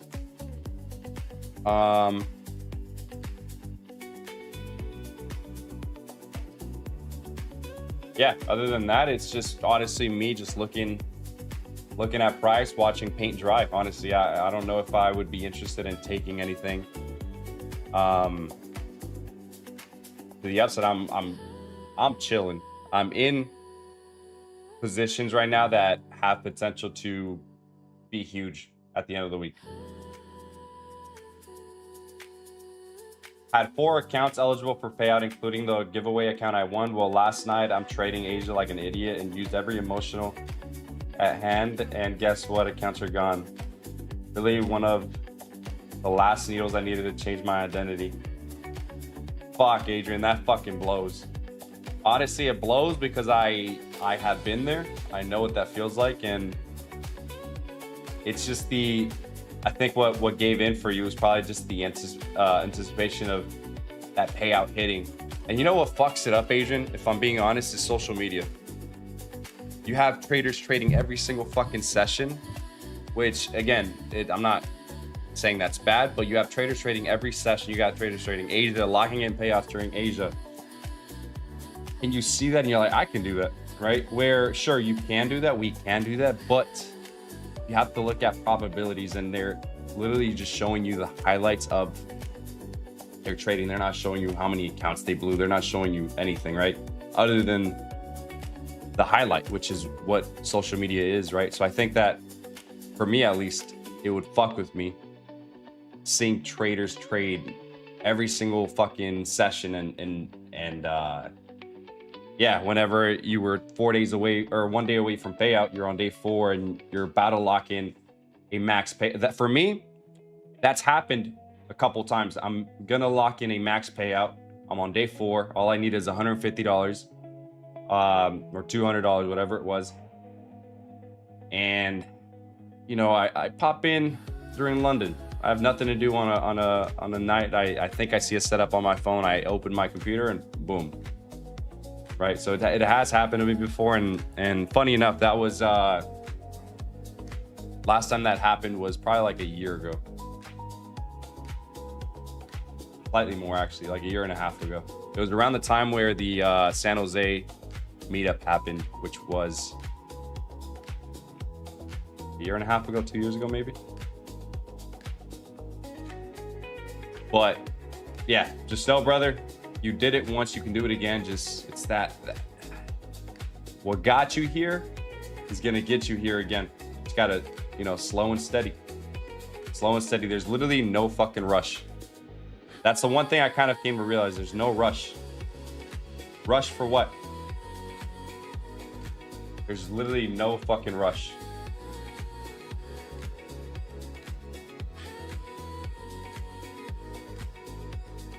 You're right, bro. I'm over here sweating during Asia session. Then I click your Instagram, see you enjoying the freedom outside, riding dirt bikes and four-wheelings, and man, that shows self-sabotage. Oh my god. Honestly, bro, yeah, you worded it perfectly. It's about remember why you got into trading, right? And again, I think it's if it wasn't for social media, in my head, I probably would never even consider trading Asia or London, right? I would just look at New York and trade that. I always revert back to what professionals are doing. Are professionals trading every single fucking session, right? People at SMB Capital, no, they're creating a game plan 2-3 hours before market open, trading that game plan, and they go work out. They go about their day. They go have lunch, and that's it. You don't see them trading at home. You don't see them trading at, or maybe they do, but what I'm getting at is professional trading requires professional action and professional routine, essentially, right? And I think part of that is living life, in my opinion. Man, we're fucking just pumping, chat. Keep on coming. I'm super excited to see where we end this week, but yeah, 136% on those SPY calls so far. And those QQQ calls that I was in, I added on early last week. So my average went down, and on those, I'm almost at break even. Nah, I still need some time for the QQQ calls to get to break even, but so far looking good. But yeah, brother, I would say less is more. Like while you're locked in during your trading session, like I always revert back to collecting cash days, 1 trade a day. But what that means is literally not just showing up every day, not doing a thing. It's to rewire your brain, or at least it did for me, to understand that you're an observer of price. You're observer of price first, number one, and then you're a trader, right? You can't just, because the moment you start identifying as a trader, you think that you have to trade. You think that you have to put on trades every single time you open up charts, and that's not the case. a nice example, man. We're fucking we're printing, man. A nice example of that for me was Umar. He literally trades what, maybe 10 days out of the month.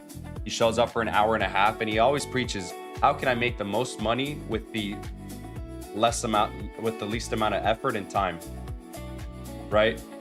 And for me, it's like it's always stuck with me, which is the fucking truth, right? We as retail traders, our edge is that we can take off whenever we want. We don't have to show up every single day, right?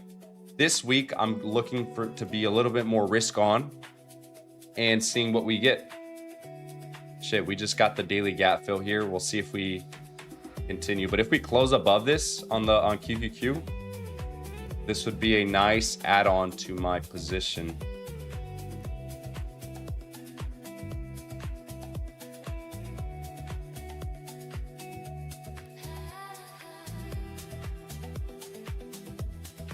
Man, we're fucking just pumping. And again, chat, I wouldn't be surprised if we just continue.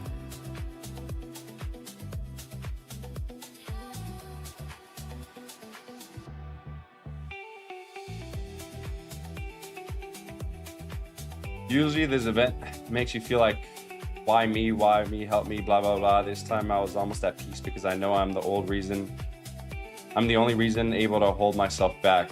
Yeah, and honestly, don't even, like, it's easier said than done, but don't beat yourself too much for it, right? Like, don't literally, like, so what, right? So what you blew those accounts? Like, so what? Like, you're fine, you're chilling, you're healthy, you have a nice setup you can trade off of and run it back up. You have a home, you have a family, I'm assuming, right? Like, you're chilling. Like, everything we go through with trading are literally first world problems, and I feel like perspective helps a lot during this time. I'm not saying that it doesn't suck, but what I'm saying is zoom out of it, have perspective, especially during these times, and understand that, like, you're good. You're good. You'll get back to it, and you'll run it back. I'm super confident in you, Adrian. So we just took out that high here on ES, and how's SPY doing? Is SPY almost at I think SPY probably took out all-time highs. We're literally a couple points away from all-time highs on SPY. That should be fun. If we close at all-time highs, this should be fun. We got the daily gap fill. The only level up above us now for for NQ would be, yeah, the 282 level. Let's see. Should I move this before I spill it? So what would I be looking to add here? Let's see. QQQ.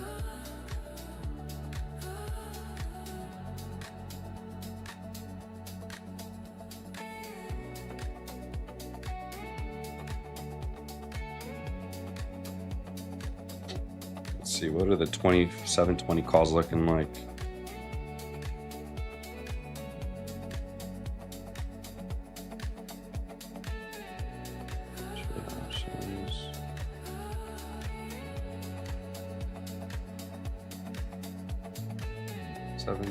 Expiring. Probably for these, I'd probably go a little bit more out.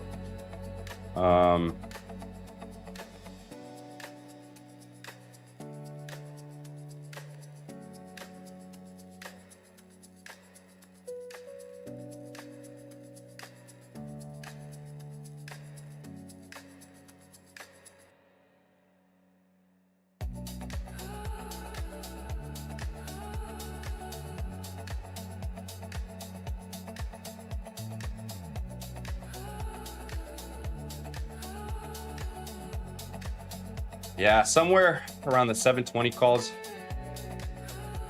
assuming the target would be around 726 or so. Yeah, we'll see. We'll see how we close, or how we're looking the last 30 or so minutes. Let's set an alert here at all-time highs.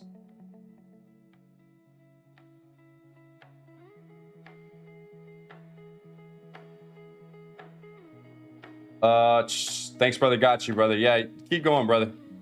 You're chilling. You did it once, you can do it again. Keep your head up. Keep your head up and keep your head in the game, Adrian. You got this. Trust. Fire calls on those spy. Oh my God, I know you're printing too, G. Hell yeah.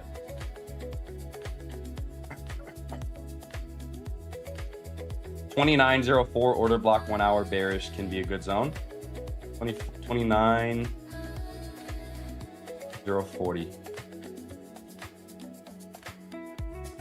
which is, you said a what order block? 1 hour bearish order block.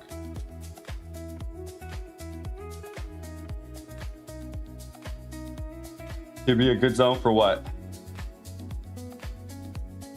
A good zone for taking profits, for looking for shorts.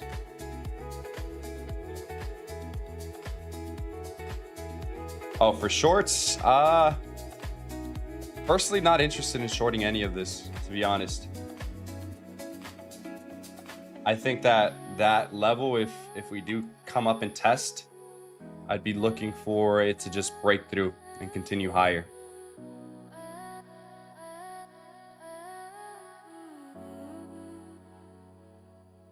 But yeah, I see what you mean, but for now, currently, we just got the daily gap fill level test, which is my last level before the 282 level.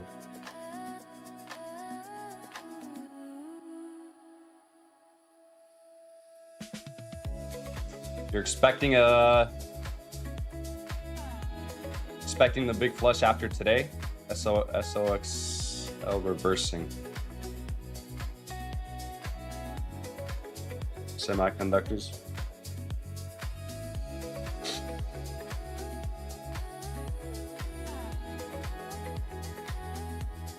That's tough. I see the complete opposite.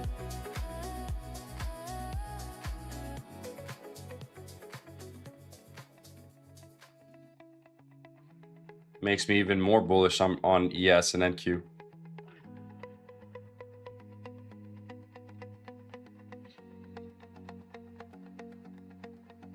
Man, why does this look so perfect, chat? Let's duplicate. How do we do clone?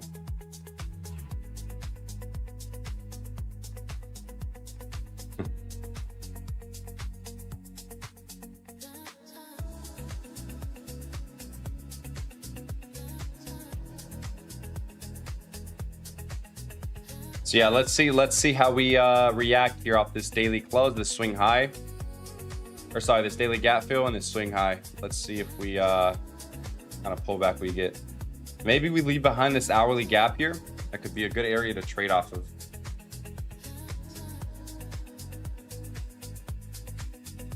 Or do we just simply trade into this 5-minute gap just to trade higher? Which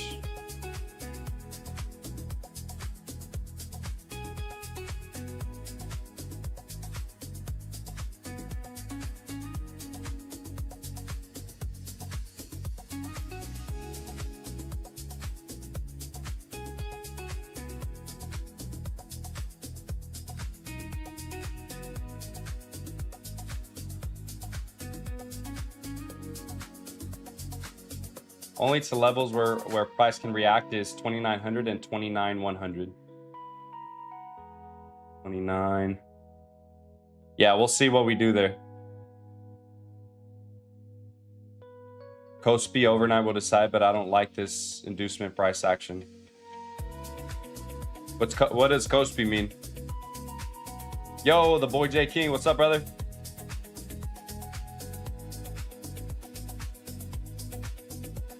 I think 25% of Korea's population got liquidated last time.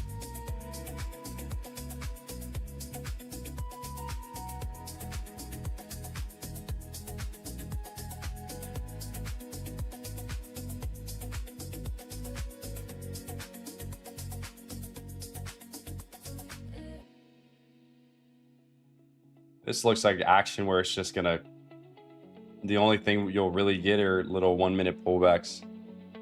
Yeah, we just took out a major level here on both ES and NQ.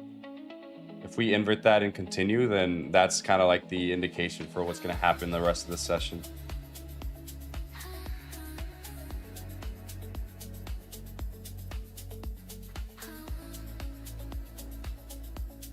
You said, traded this morning, only here for support. Run the likes up, man. Appreciate you, brother. Hell yeah. How'd you do this morning, my guy? You caught those longs? Over 360,000 Korean margin accounts are estimated to have been forcibly liquidated during the recent sharp decline in the Kospi index leverage. That was 2 weeks ago.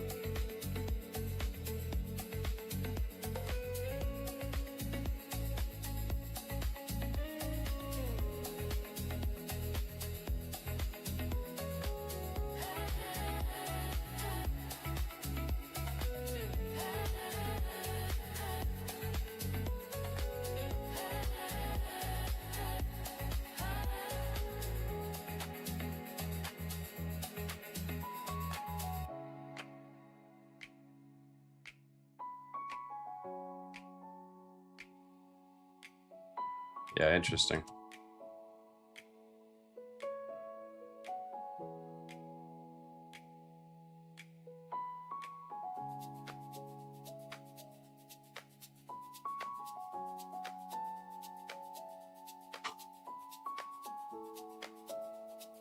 Yeah, if we continue past the swing high, in my opinion, I think we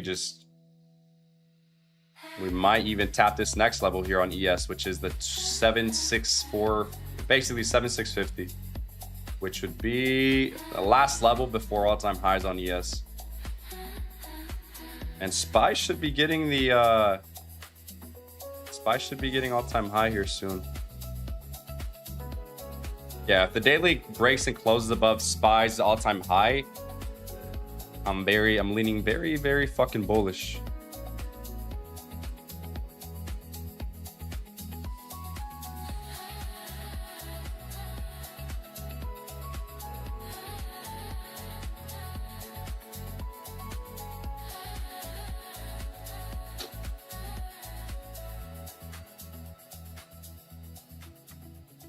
Nice. This is a nice little reaction I was kind of hoping for here at the daily gap fill and that swing high here on ES.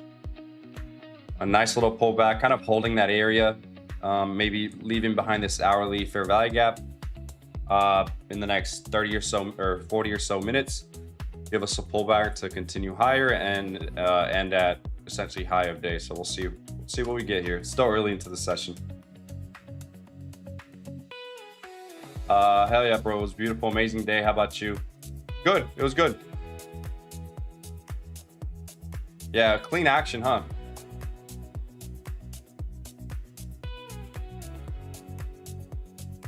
VIX is on hold, so NASDAQ just follows semis.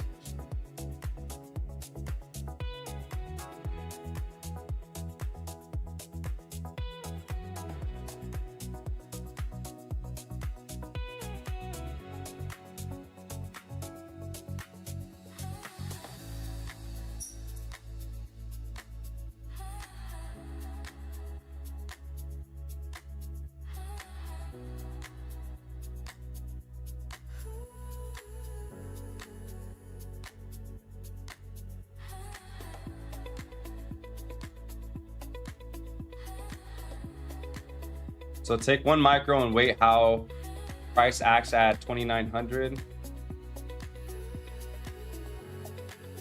So new support resistance. I don't have any levels nearby on NQ because we just keep bumping. Yeah, literally all the levels I had here have been taken, and we were rejecting my last level before the 29,280 level. Same thing for ES.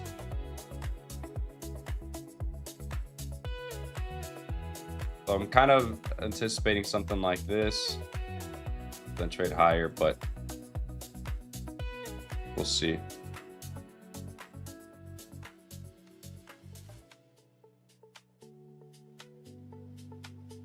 What's up, Vince? What's up? What's up, my guy? Doing good, brother. How you doing? You catch anything this morning?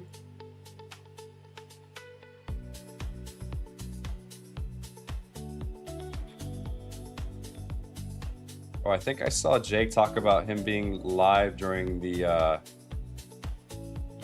was it Lucid?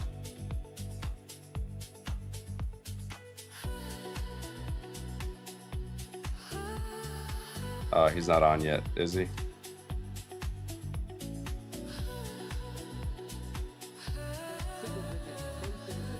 Am I tripping, or he did mention this on his story, right?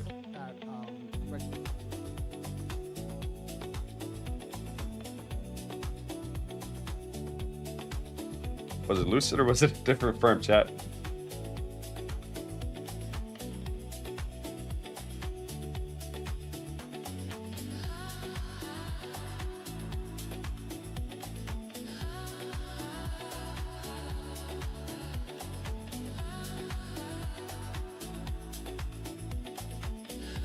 He's talking about lighting up a joint on Lucid.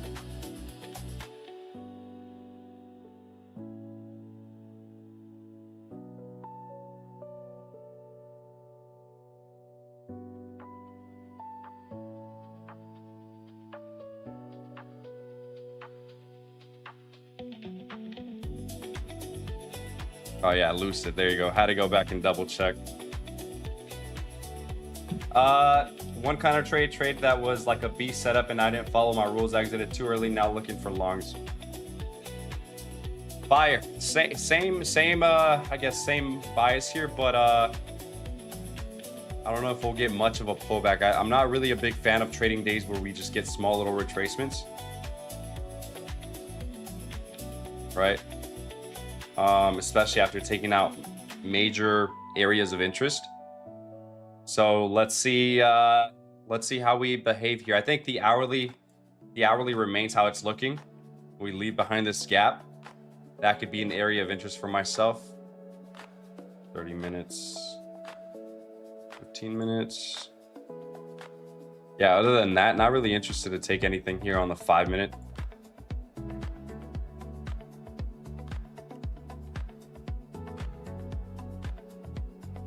Yeah, we already moved up how many points from open, right? Almost 700 points from open.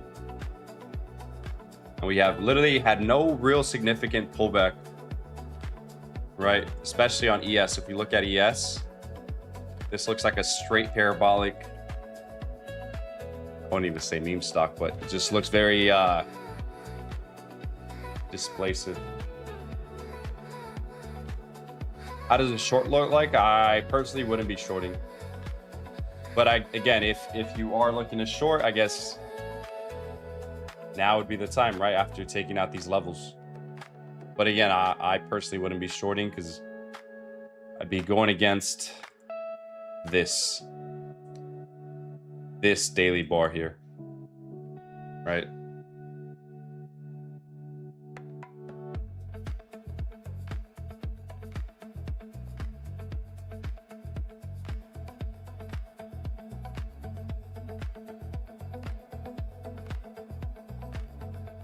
He said, I sleep in for one day and miss this?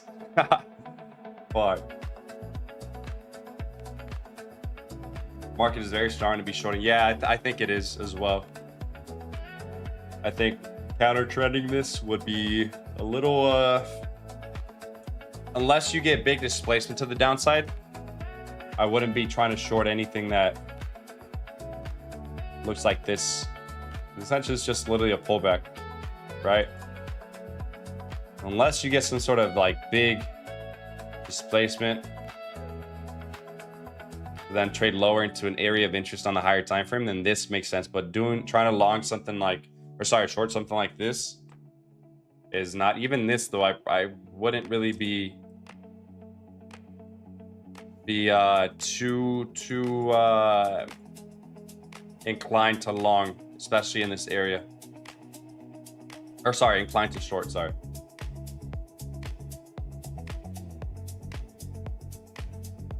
Brother Adrian, I think shit like that always happens. Always happens. You blow your account, the week after you blow and you're on evals, beautiful price action.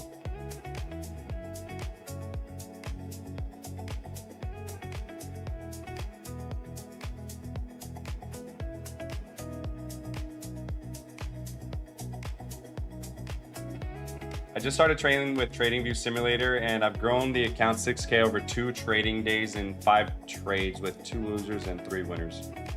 Fuck yeah.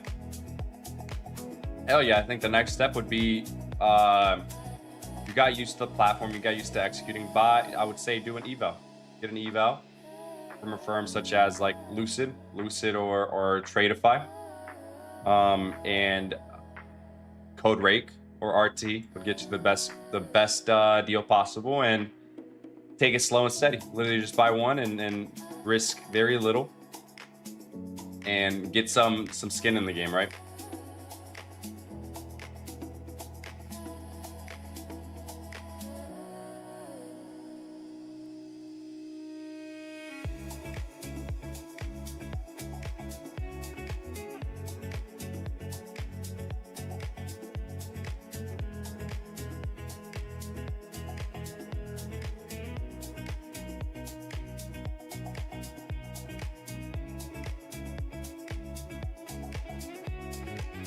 I would suggest getting data for over 200 trades as well. 5 trades is too small of a sample.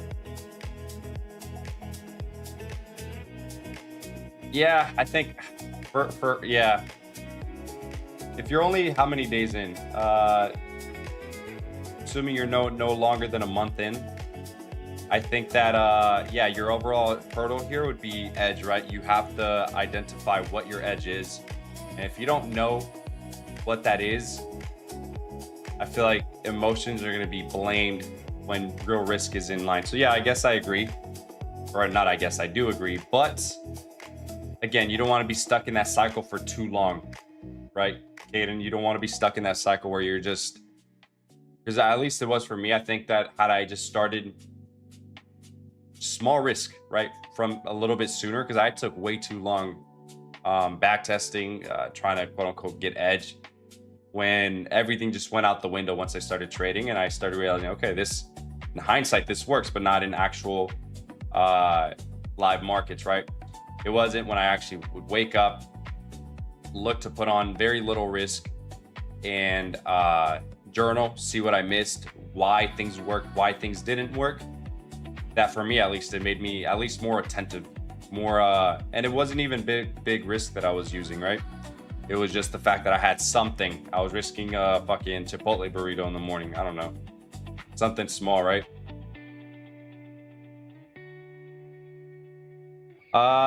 Which firm do you think would benefit me for futures? I would say a firm such as, like I said, Lucid or Tradeify, where they're relatively inexpensive, right? You can get the simplest rules. Go for no consistency rule. The simplest rules possible. No consistency rule. No trailing drawdown, and easy payout structures, right? And a reputable firm. So those two would be something that I would recommend. Of course, Code Rake helps the channel grow, of course, and will get you the best deal. So it's a win-win on both ends. But I would say if you're new, don't get caught under the illusion that spending more will make you more, because literally just start with one firm and limit your budget, right? Limit your budget. Maybe you only buy, especially you, given that you're only a month in, I'm assuming you shouldn't be buying more than 4 evals a month. That's just my opinion. I think buy the evals, but use them as a way to have something to trade on. Don't look to pass or fail right away, because then you're going to get stuck focusing on the wrong things. I think for at least the next month or so, take that next step, but take it slow, right? There's no need to pass or fail. Just trade them just to see if there's any changes in how you're executing, right? And of course, show up, journal, and come back the next day. Lomeli, the fucking go. How's your weekend, brother? I hate trending markets, by the way. Trader Chubbs, honestly, I love them when I'm positioned before it starts trending, which today I am. I'm positioned in SPY and QQQ calls, but I hate trading the continuations from trending markets. So I'm with you. But weekend was amazing. Weekend was amazing. Honestly, fucking good.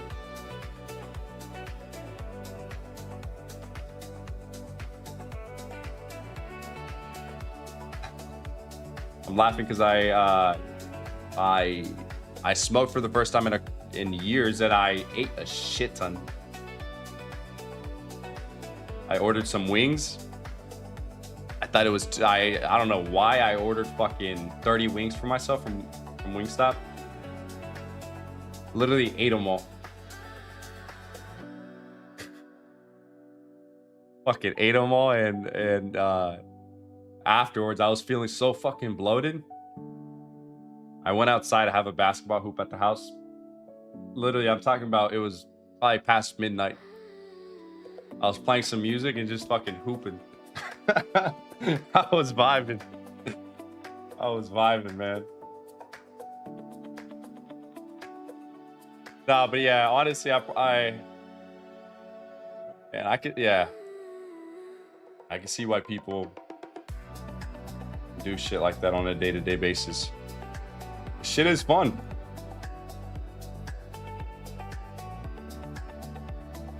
I have the lowest tolerance, brother. Honestly, same. But I just, this time around, I bought some with lower THC, and it was pretty. I enjoyed it. I wasn't even, Lomeli was a relatable product project. My guy, I appreciate you, brother. Hey, I'm just being real. The effect gets weaker the more you, yeah, again, I'm not an avid, but I'm not an avid smoker, but time to time, I think things in moderation are cool.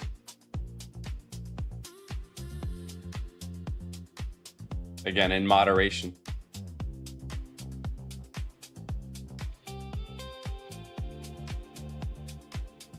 So honestly, chat, at this point, the only thing I'd be looking to get into or be a part of here would be if this hourly gap remains open and we trade back into. Sorry, I'm still laughing at what I was doing.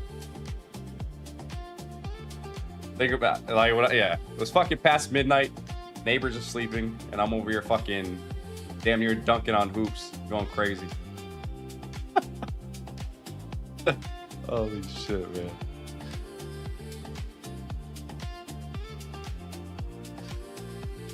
And to be honest, I wouldn't probably be talking about this unless if Jake wasn't how he is, which we all know.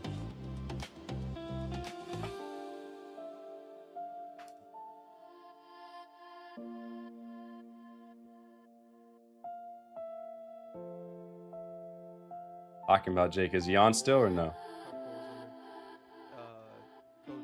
No.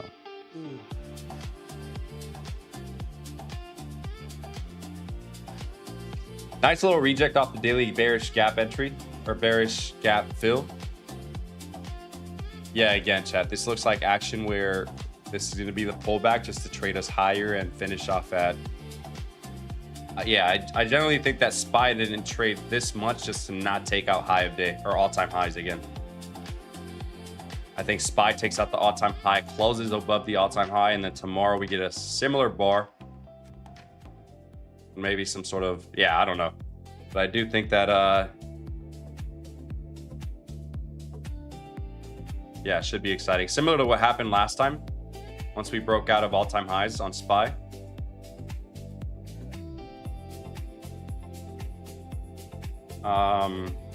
We just continued gapping up, right? And then same here, right? Every time we break out of all-time highs, close above it, we just continue higher for the next couple of days. And then you can go back and look at every single past all-time high break, right? This one, it wasn't until we gapped over, closed above it. Took a little longer here, but still, continued higher. Every single gap, or sorry, trade over all-time highs. All-time highs, close above it, stayed below it for a couple of days, but then boom, displaced and moved to the upside. Same thing here. It was all-time highs, gap over, displaced and moved. So yeah, excited to see where we are in the coming days. I think that structurally on NQ we're setting up, structurally on ES we have been set up. So let's see.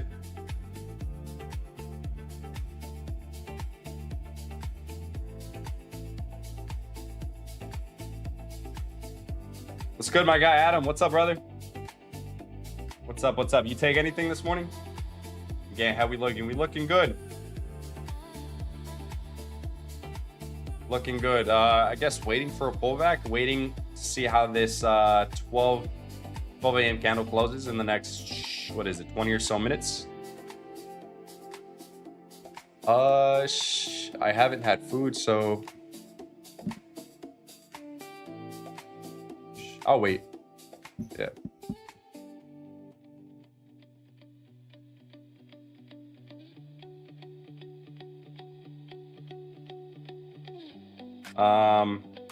Sorry, just lost my train of thought. Yeah, basically looking to see how the hourly candle closes and seeing if we get a pullback into that hourly gap.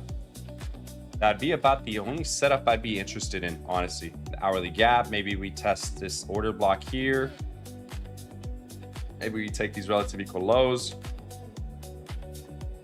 SPY pricing like that, where SPY pricing like there were no problems in the world. OD USA.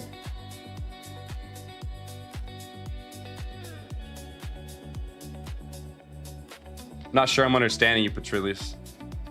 SPY pricing like there was no problem in the world. OD, US, and A.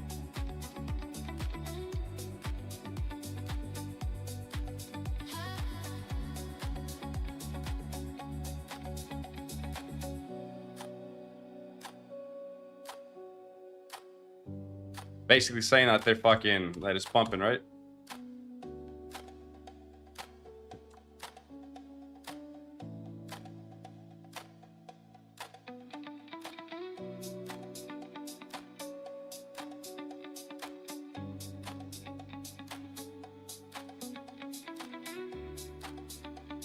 Look, you want to see what Jake has to say here. Yeah. Let's get the bald man on the screen.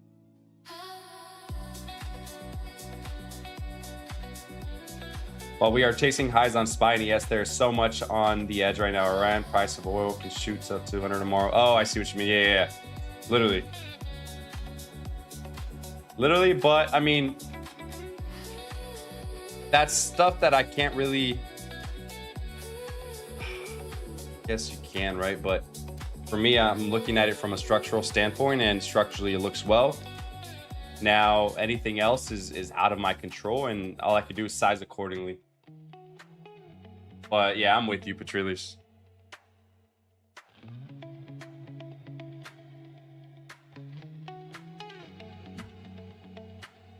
We'll see. Literally right now, I guess waiting for the hourly close here. See how we close. Even then, though, it's not a big fan of days like this where we displace higher and taking off the first gap, right? Because I would much rather take a gap that's deeper and closer to discount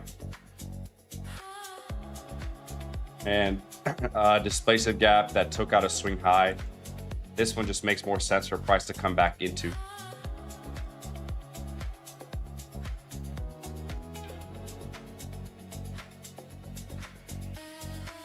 I want to invest long term, but don't trust markets. Hard to invest these days. Dollar cost average. I mean, I think that dollar cost averaging is probably the best thing you can do. And when positions like this set themselves up, that's where you look to kind of go a little bit heavier. And heavier, this is how I look at it. Even if you take this setup, for example, where everything is aligning. I guess this is a bad example, but an example where I did do it in was last April, where ES and NQ were aligning. not a random bar. Give me a bar.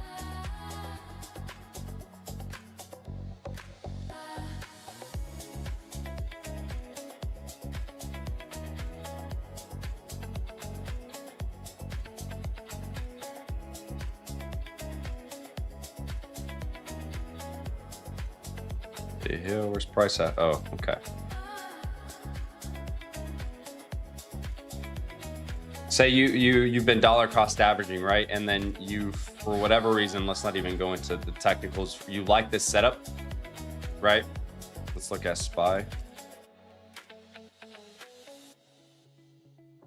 For whatever, you like this setup here. Whatever, just keep it there. Right, from there to the highs, you're at a almost 20% discount, right? 20% discount on an asset that continuously trends time and time again, right? So buying that heavier than what your quote unquote dollar cost average would be, in my opinion, just makes sense. Kind of literally looking at it as a swing position, but essentially no stop, because you're just adding to your portfolio at a discounted rate. If it plays out well, if not, then you're just in the overall market. That's kind of how I look at things. SPY. Yeah, this monthly candle on SPY looks fucking amazing. Yeah, I think if we continue, it can hold prior month's high this month of August and potentially September, October. The next couple of months should be clean action. And yeah, same thing I've been mentioning all the last 2 or so weeks.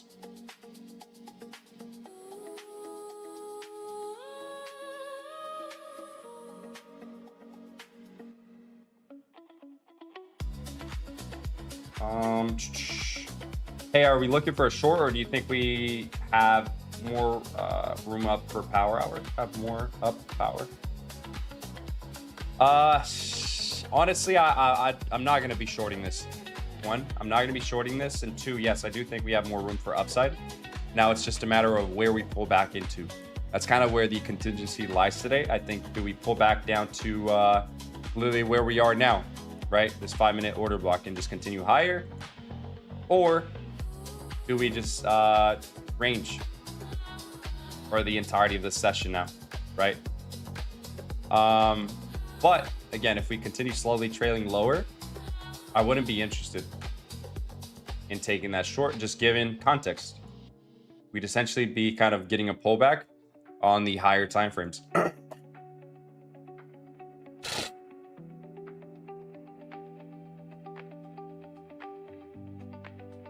If I pass the max drawdown limit, does the account automatically close my position and I lose it? Yes, literally. So your only risk would be, say, however much you pay for the account, right? If it's $80 with the discount code rate, that would be, that's all you're risking. So no matter if you lose, you can lose whatever, the whole amount, whatever account you go with. I would do a 50K if you were just starting. And yeah, that's all you're losing. Just the $80 that you kind of went in with. And then if you want another one, you buy another one for another $80. But I think that's the best way for beginners. Just one account, get started. Can you please explain the hourly gap more, please? Yeah, all it is a hourly, for example, price is fractal. Meaning the reaction that we've been getting, that we're currently getting, is because we reacted off a monthly gap, which is a series of 3 candles. This candle being number 1, 2 is the displacive gap, 3 is the other gap that created this. The third candle is the gap that created the gap, essentially. So you take that, the third candle's low, the first candle's high, and the gap in between is what we call a fair value gap, or a gap for short, right? So whenever we trade, we create that sort of gap. If we come back into it, not always, but given context, we could reverse and use that as quote unquote support. That's all it is, support resistance. So when we look at the hourly, we kind of are getting the same thing. We have one candle here, So we have 3 gaps in this series. We have this candle, we have this one, and then here, this hourly candle closes in the next couple of minutes. It closes in the next 15 minutes. If we leave behind this gap, right? Basically, if we don't trade lower and not leave a gap, right? This is another gap. So these are fair value gaps. 1, 2, 3. Here's the fair value gap. 1, 2, 3. Here's a fair value gap. 1, 2, 3. Here's a fair value gap. Now, do I think we trade all the way down to this one? No. This one, yeah, it's probable. And what is kind of what I would be wanting us to trade down into. If price wants to trade down. Now, do I want it to? But honestly, no. I'd rather us much better just slowly trail higher. That would mean my option calls would end at a high note and essentially get paid more. So yeah, that's all a gap really is. And you have different sort of gaps. So that's a fair value gap. Then you have the new week opening gap, which all it is where Friday closed, right? As you can see down here below. Friday closed here. Sunday open there. That's the new week opening gap. You take the close and the open, and that's an area of support. As you can see, today we traded down into the middle of it and displaced away from it. And where do we displace away from it? After this is a 5 minute. This is where price is literally fractal. We had a bearish gap here, right? On the 5 minute, bearish gap. You come into the day, say you're bullish. Okay, we disrespected that. That is telling us something. Play. And boom, right? We take our swing high. So in theory, I kind of just broke down what I look for, right? Swing highs and lows, gaps, and I guess the last one would be order blocks, but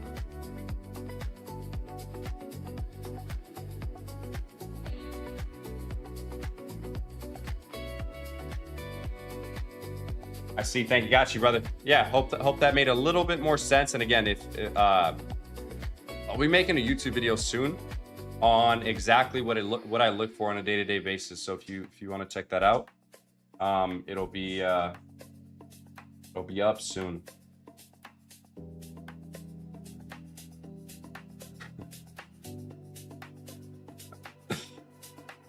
You said I'm laughing at Polar. What's good, Polar Bear? Yeah, I faded my beard.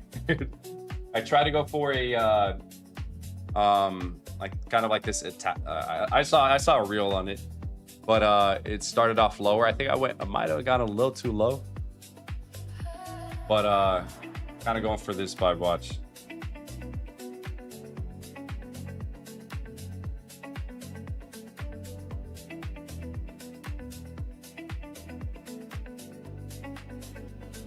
Kind of for like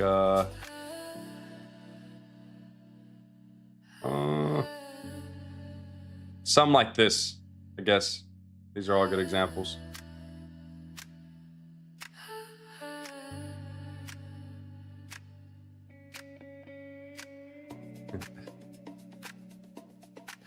My boy Jake on, he is. I love that. I feel like with a name of Agua, that's like. I like a Lomeli bearded looking clean. My guy, appreciate you, brother. I feel like there should be something. Let's see what he has to say for like literally for no more than a minute, and we'll hop back off. Oops. And flavoring. You don't think gas? You don't think bubbles are fucking fire, dude? You don't think Dude. bubbles are? Oh, I get it. Like, yeah, okay. I'm thinking gas, like, that's gas. That's gas. Not like Okay, yeah. carbonation. That I actually mean, makes carbonation is gas, though, in both Yeah. senses. Yes, it is. It is both. It's a double. Yes, it is. It is both. It's a double entendre for sure. It's carbonation gas. Is carbonation gas like emotionally?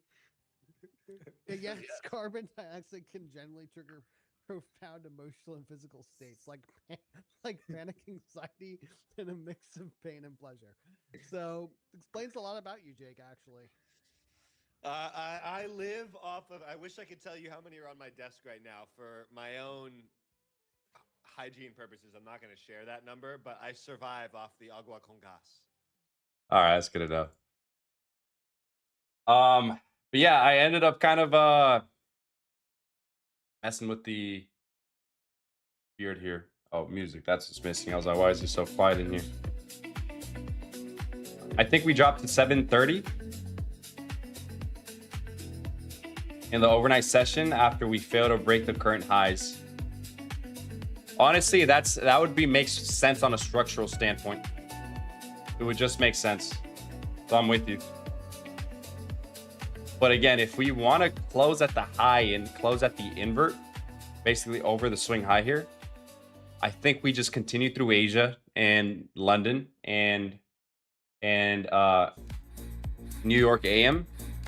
We kind of like the quote unquote Judah swing and then continue higher.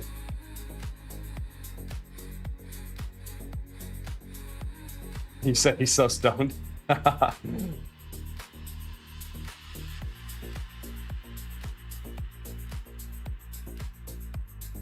Mohawk hair and mohawk beard? Nah. It's funny enough, I had a mohawk growing up. Watch.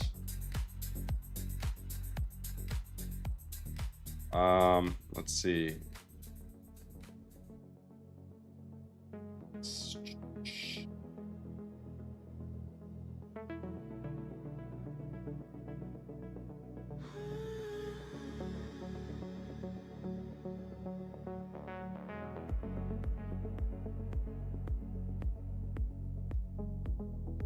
Show us a pic. I was trying to see if I find one really quickly. Really quickly, like really quickly.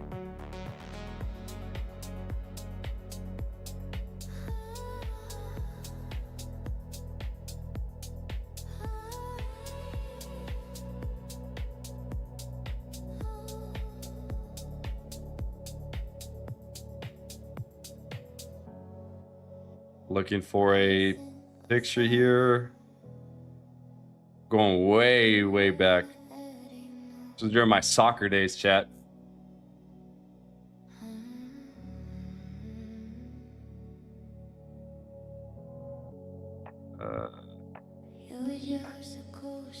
Trying to find a picture of the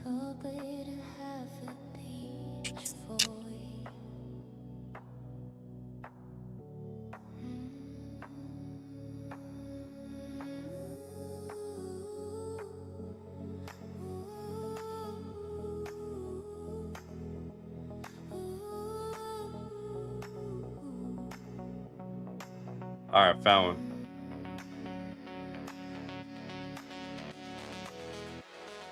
Little mohawk.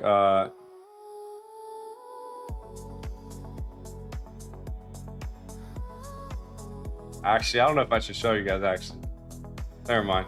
Take that back. I had a beard when we was actually I didn't. This was me at fuck it. I don't care. This was me at like 12 or 13. I forgot. That's literally the first picture I found. A mohawk. But even then, at 12, 13, I was in decent shape. Yeah. Yeah, that's what I didn't want people to take a screenshot and then have that picture forever. But fuck it, whatever.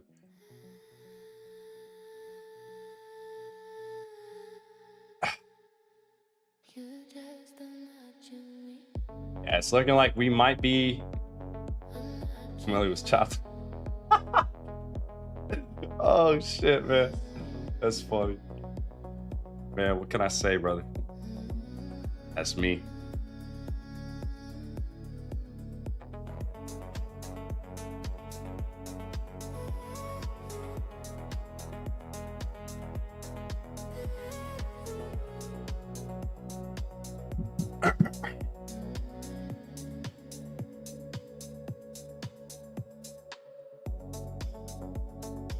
Screenshot acquired.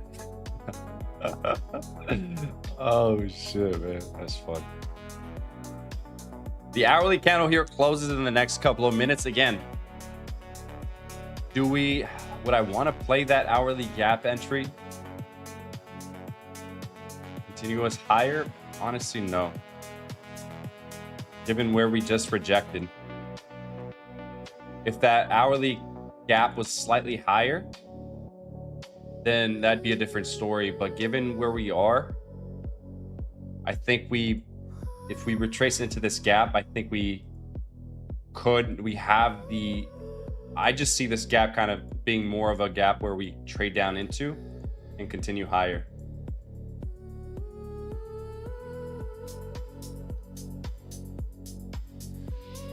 Prices rejecting from a 1 hour fair value gap.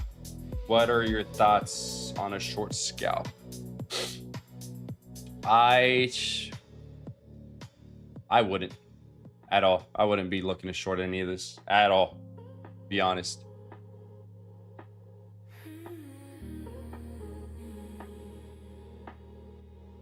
So who's in up for the boys trading trip, guys? Meetup trip.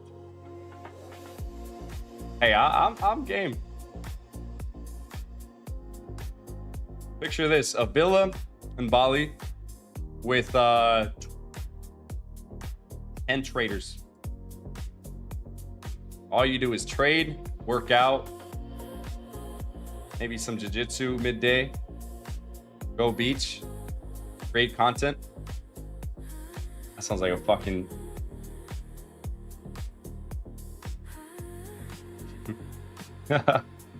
Screenshots black belt for giveaway? Fuck no. Where would you TP for NASDAQ for longs? I'm in one. Literally, I think if we break the high, it depends on if you're on a personal account, if we break the highs and we close at the highs, I would. The next level I have are 282. 29282. That's literally the next level I have. Or actually, I am lying to you. I forgot to do it on the hourly. The next level would be the 137 on NQ. Sorry, I forgot to do it on the hourly here. And I guess I'm lying once again. 29036 is the hourly gap fill. That's the next level for NQ.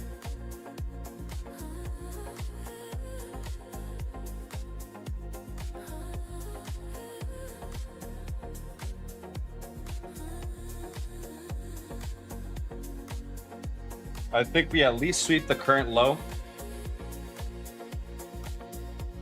Yeah, it's an hourly gap entry.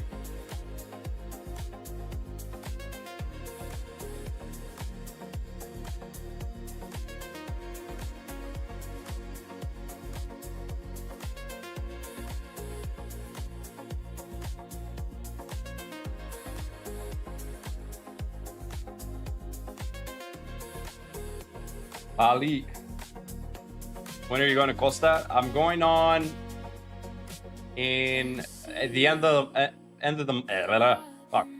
month.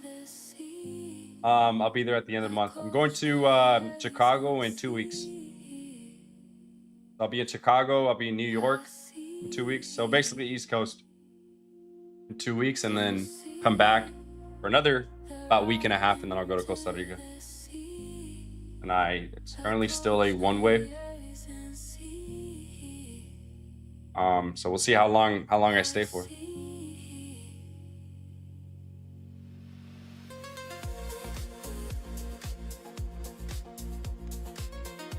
Automobile, that's what I'm trying to learn how to do, brother. I'm trying to learn how to do that shit on the road. It's funny, when I was in Washington last week, I was there was a whole bunch of just quads riding in the street, which I found pretty cool.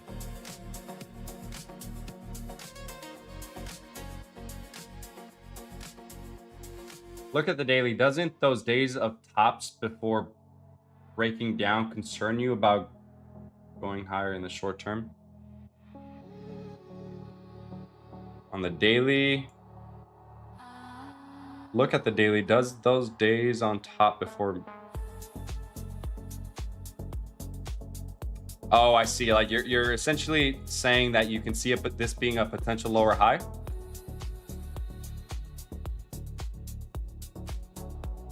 It's dangerous. Yeah, it's dangerous, just like regular writing, right? everything's dangerous. But I would. Yeah, no, it is dangerous. Why can I? Can't lie there. Especially if you are some sort of adrenaline junkie like myself. I think that it. But here's the thing: if you're safe, I'm relatively safe about everything I do, and there's a fine balance. So yeah, RX, I could see that happening, but I can see that. No, there's no but. Like, I'm with you. But I think that structurally, how we acted on the weekly, like these last weeks, never really got the setup that we're getting here on the weekly. Meaning that here, and again, I've been talking about this setup since this low got taken. Right? This setup here on the weekly is looking slightly different than here, which is where we got the last potential lower high, right? Last week's bar closed above the week prior's bar, and now this bar, we got a break of the high.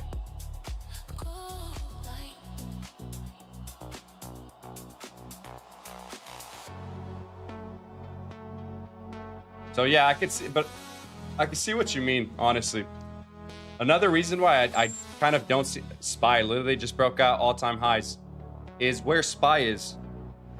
SPY is at all-time high. If we break and close above SPY's all-time high, I can see this fucking just continuing, right? So in this case, NQ is the one with relative weakness, and we're setting up structurally on the monthly, weekly, and daily, while ES is at all-time highs. So yeah, currently up 150% on those SPY calls. They're currently trading I have 750 calls, so I'm deep in the money. Yeah, this setup is looking fucking amazing.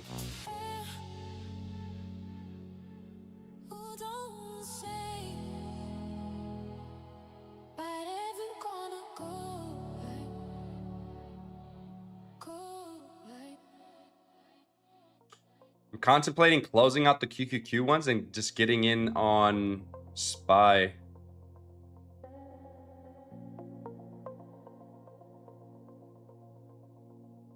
I'm gonna leave it as is.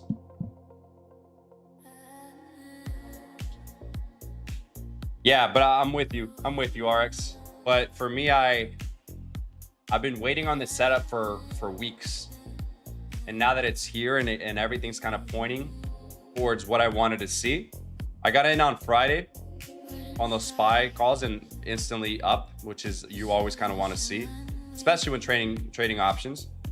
So I'm gonna look to hold this 150%. I'm going for a potentially 1,000% return if we continue this week. It's early in the week, especially on Friday. If on Friday we open up and we're hovering around 780 and we get a trend day, right, on 0 DTE, that's where those options will pay. So I'm not saying that's going to happen, but I'm positioned accordingly, so we'll see what happens. And again, my risk is managed, and I think that's what matters. Did you hear about the guy who lost his life in a Pakistan mountain range climbing limbs? Nah, I haven't.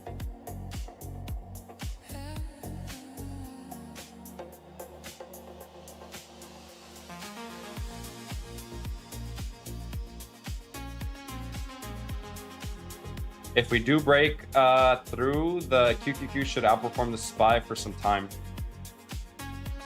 That's kind of what I'm thinking.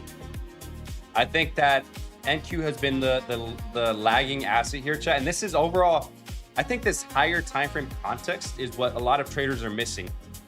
If I'm being honest, I think this higher time frame context is where I thrive under, and I make decently good money. Is because I'm able to understand how and again, all this can fail tomorrow and the idea can be wrong, and I could just go and continue my day-to-day, right? But when things are aligning and I love what I see and I have high conviction on, I'm not scared to press on it, both on a longer term perspective and on an intraday perspective. Intraday perspective being showing up every day, maybe putting on a little bit more risk than you typically would. That means maybe showing up for a little bit longer than you would, maybe just overall being ready for a move that you're anticipating on the higher time frames. That would spill over on an intraday basis, right? So if I'm positioned for the weekly outlook to be bullish, right? On a day-to-day basis for the coming week, I wouldn't necessarily be hands off per se, right?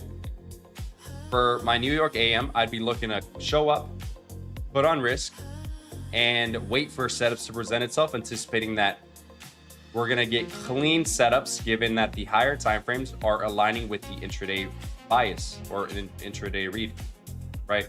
Now, if that fails and the idea no longer is valid, then price will show me that intraday, right?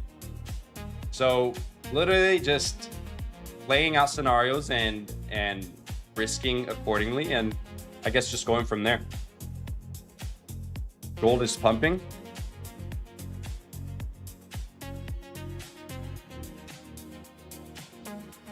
Yeah, it's moving nice, but I wouldn't say it's pumping just yet. I think NQ is pumping, and ES is pumping, SPY is pumping. So the hourly candle just closed here, which we left behind this hourly gap.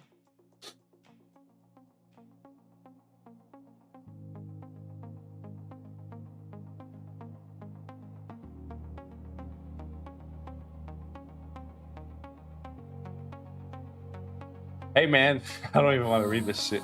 You are nice, cute, good voice. Jimbo, I hope you're a female. Nice body, good chin. I have a question. What's your strategy for doing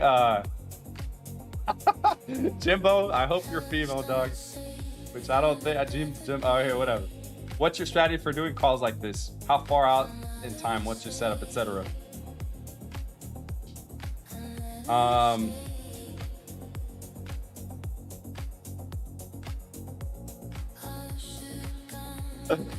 Oh shit, brother.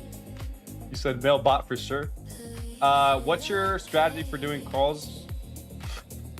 Oh man, hold on, I'll answer right now.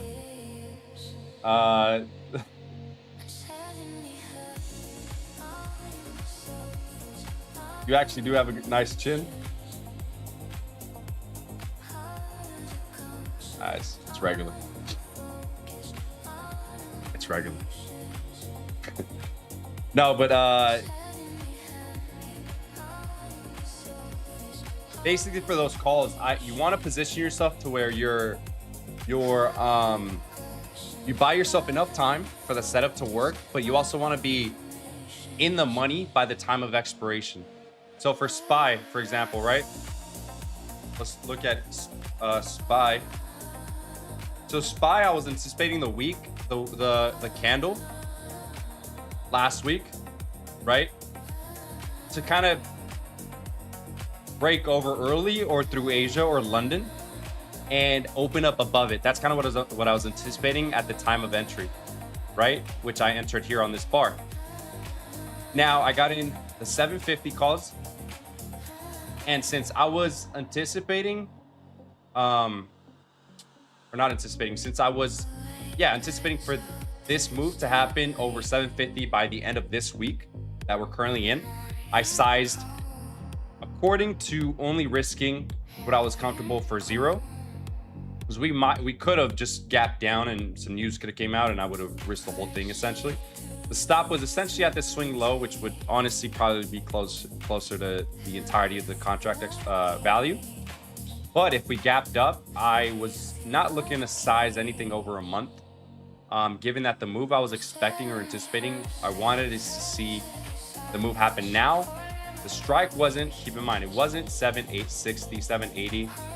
It was 750 because I wanted to be in the money as soon as possible, even if it meant paying a little bit more for premium, right? I think each contract here was like $400. So Yeah, versus the other call on NQ, which I got in. Let's look at QQQ since we're for this one. I got in a little bit. I bought myself time here, which here I remember the day still. I think I got in somewhere in this range, right? But I bought myself a month time. I added more somewhere either in this range or in this range. Can't remember. But I added more to this contract, and now currently I'm still down on these QQQ calls. Targets are still above us, so even if we do hit the target this week, this should go back up to profit, and I should bank on both. So I gave myself more time on this one. So on these, I got the 7:30 calls expiring a month out at the time of entry. Given that I was anticipating more of if we got the move from here to there, from the time of entry to all-time highs, I was anticipating that to take slightly longer than a week, right? It didn't work out. I added more. So now I still have about 2 weeks left. So not this Friday, but next Friday to see this play out. We'll see how this reacts. So that's kind of what I think about expiration. You want to be in the money at the time of the expiration, of course, and you want to give yourself time. So if you think it's going to happen in a week, maybe buy yourself 2-3 weeks, right?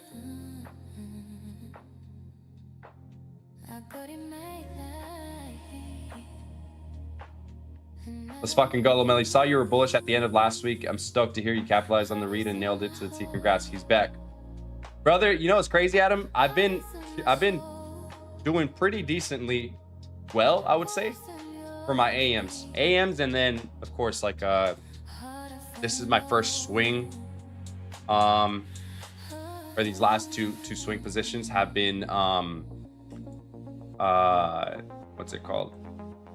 My first swings in a couple of months, actually.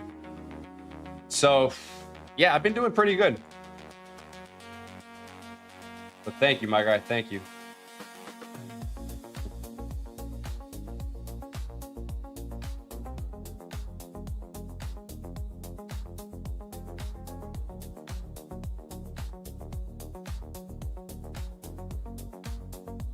We traded up to premium here. Got that invert. I wouldn't be surprised if we now come down and take out this low.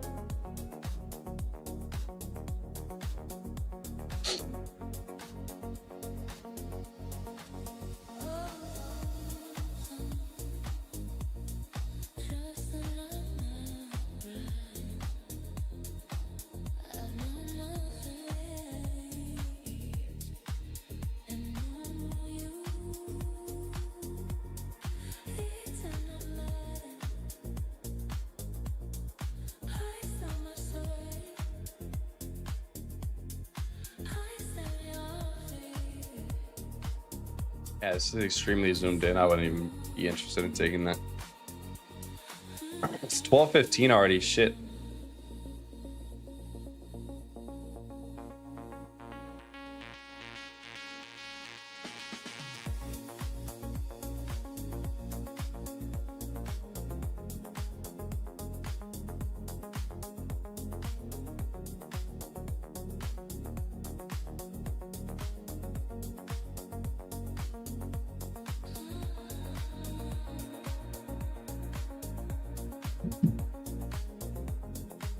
Feels like we want to close around test a VWAP. I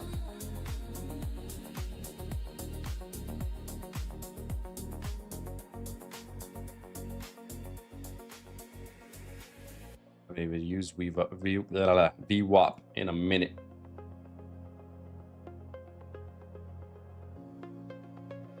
I don't even know if that's the right one. Whatever.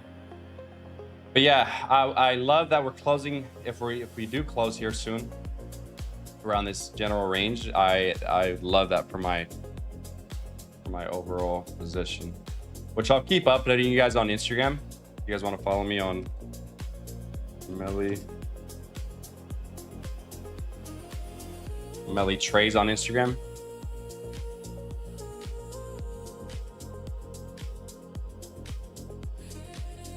But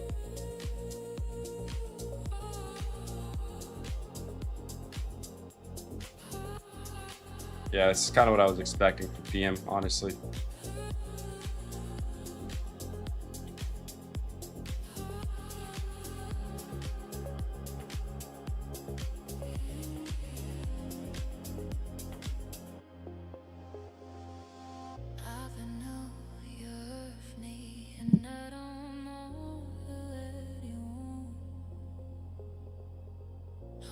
Jesse James, Lomeli, can you show us how you one of your gap fill lines and how you draw them out, brother? Gracias.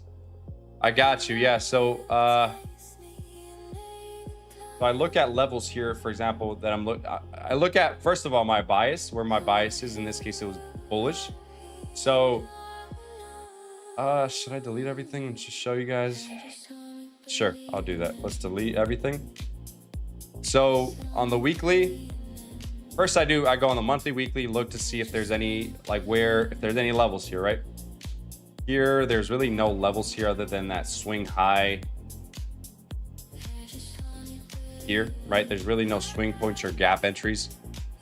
I wouldn't even draw it, just given that we're so high up that I don't see us getting there.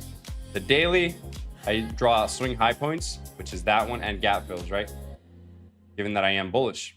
If I was bearish, I would essentially just draw this as a gap and look for downside. So same thing though. Gap fill here, swing high point there. Those are literally just the only two levels I would really need. So before stream started, I believe we had yet to touch the 4-hour gap fill here. And then we have a small little swing point here on the 4-hour. It's just 1, 2, 3 candles around it. So that's another level. And then the hourly gap fill here, gap fill there, swing point here, oops, swing point there.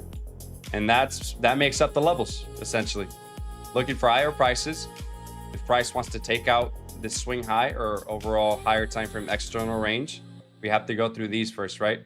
And every time I've tested this time and time again, every time we get to some sort of level like that, we pull back into a intermediate time frame PD array, which in this case would be an hourly fair value gap, 4-hour fair value gap, sometimes just a 15 or so. But then we continue doing the same thing, and then boom, right? So I use these lines as areas where I'm not anticipating price to reverse, given that I'm bullish, but I'm anticipating price to either stall or give me a pullback, which is literally what we're doing here. These are the only levels I had. We're getting that stalling to then pull back and then continue, right? And then the next level again would be the hourly gap fill here on ES. Same thing for ES. Whoops. For ES, same exact thing. Weekly. On the weekly, we had that swing point here, there, and there. The daily, we had no gaps here. The swing point there. Same swing points, essentially 4-hour. 4-hour, I zoom out to see if there's any gaps that probably, I guess if you want to say this is a level here. Yeah, it is. Swing point there. And then hourly. Typically, I only draw the next 2 or so levels. I don't go this deep. But so yeah, we just took out that level. The next level would be that, and then so on and so forth. But typically, I just try to go high enough to where it's the next 2, maybe 3 levels. So these all become kind of irrelevant, right? Because the price more than likely won't test any of these today. Maybe perhaps this one, right? Maybe perhaps that one. But even then, with the current time that we have, 40 minutes left onto market close, it's a little difficult to think that we get there.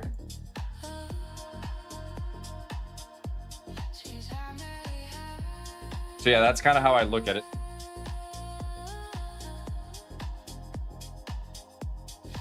Or not how I look at it, but that's how I define entries and targets.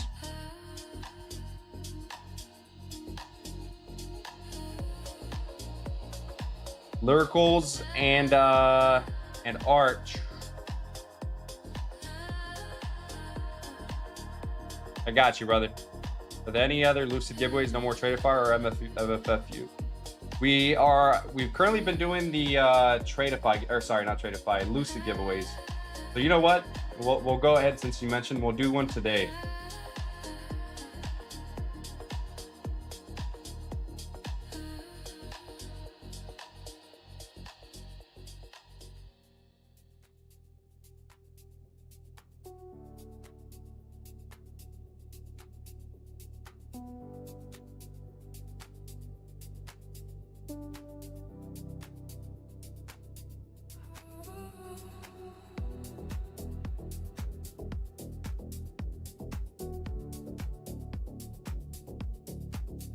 We'll go ahead and run a giveaway today, chat.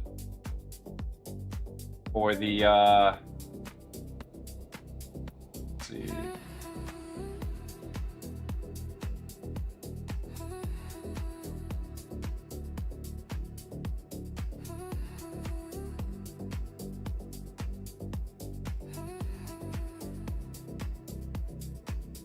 Oh wait.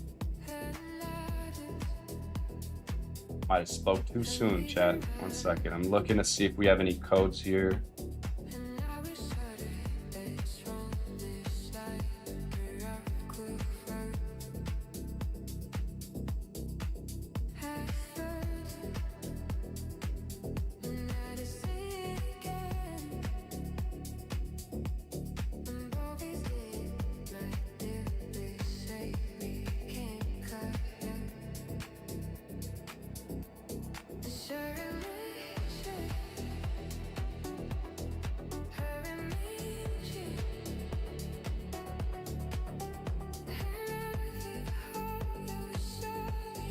Yeah, I think we'll hold off today, chat, just because I think we don't have any more codes just yet. As soon as we get more, we'll continue doing them. Yeah, sorry for that. Got you, Lomeli. Got you, Jesse. Got you, my guy. Yeah, honestly, I would love to see us close at the high. If so, I'm fucking excited for these positions. Yeah, if the daily can close literally above the high, close around like the 759. Blood is shit.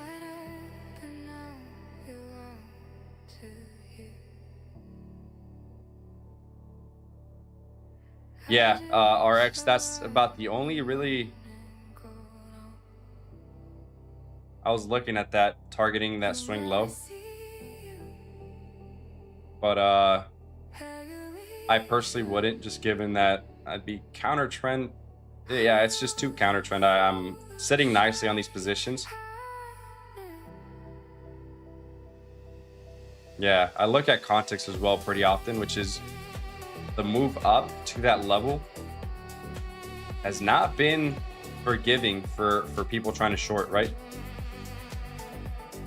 And given where ES is still holding basically at the high of day. I wouldn't want to be shorting that personally.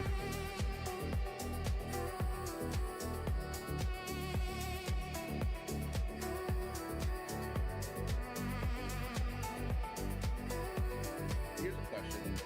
Who do you think has more of an edge? Someone inside of the company with the top secret clearance, or the first people to buy the futures contract? I mean, doesn't the contract come with top secret clearance? I assume that's in there. I actually, That has to be part of the deal.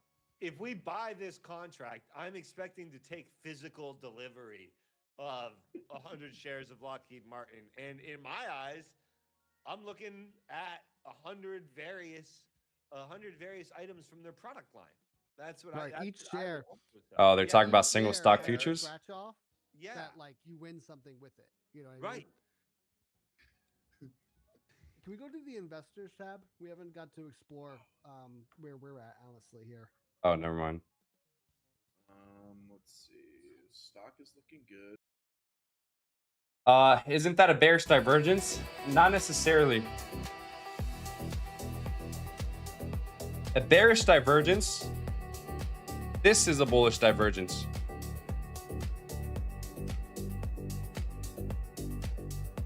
Getting divergence at the lows here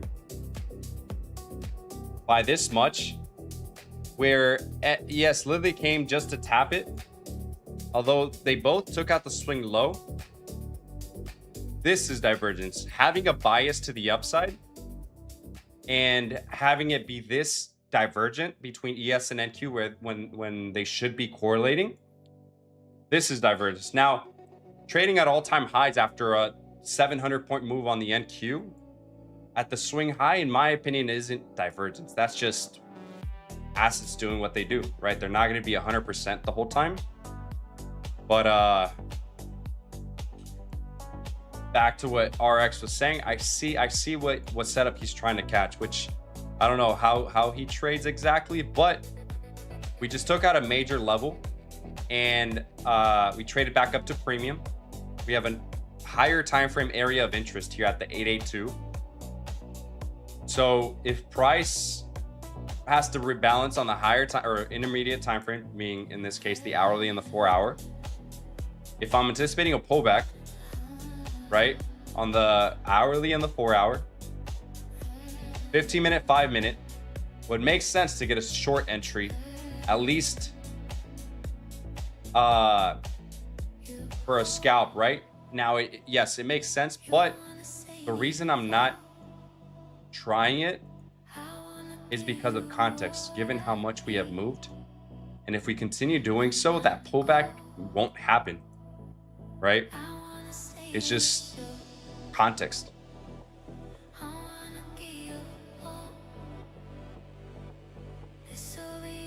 Shorts seem like the only play currently, but tough to think we get follow through to the downside in such a bullish morning. Literally yeah, literally. Adam, perfectly put. 1228. I'm excited to see if we, at the close, where we close on SPY.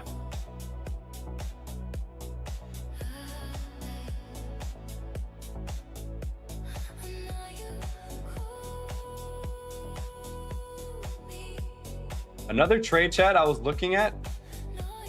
This is completely off topic before I hop off. For the long term, would be Bitcoin option shorts on it would be, forgot the ticker, which was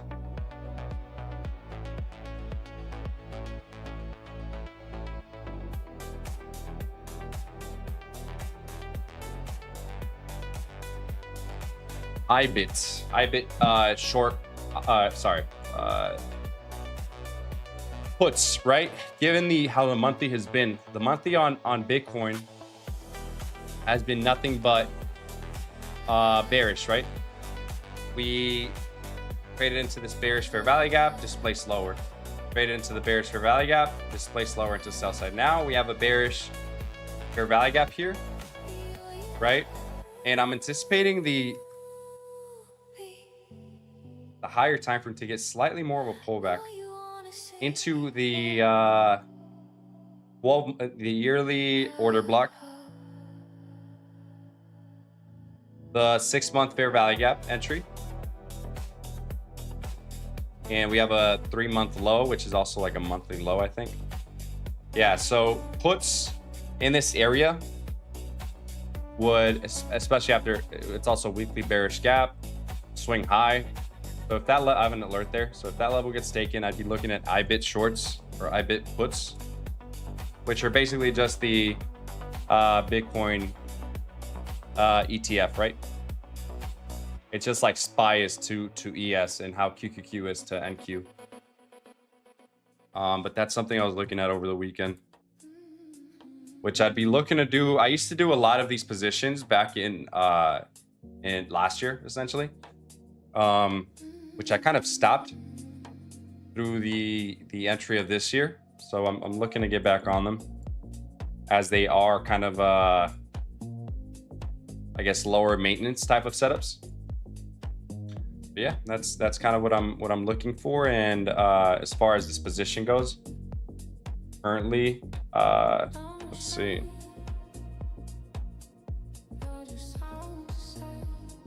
Currently up 143% on the SPY calls and SPY. Let's see where we're closing here before I hop off. Yeah, I think we close over all-time highs. This is looking, it's kind of inducive to, it's hard to get a trade with this sort of action going into PM, especially after the move mainly happened through AM. But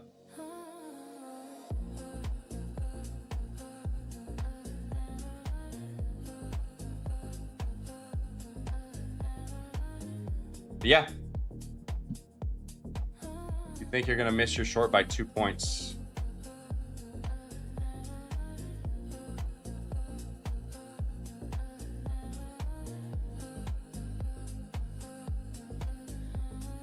Yeah, that's it for me, chat. I'm gonna hop off of here. There's really nothing I'm interested in. Again, I'll keep updating you guys on those option the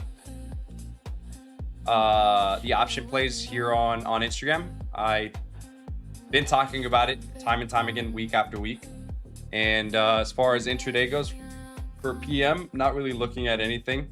Probably close the computer here and shut it off and not really look to take anything. Again, best deals, code RAKE on Lucid, Tradeify, and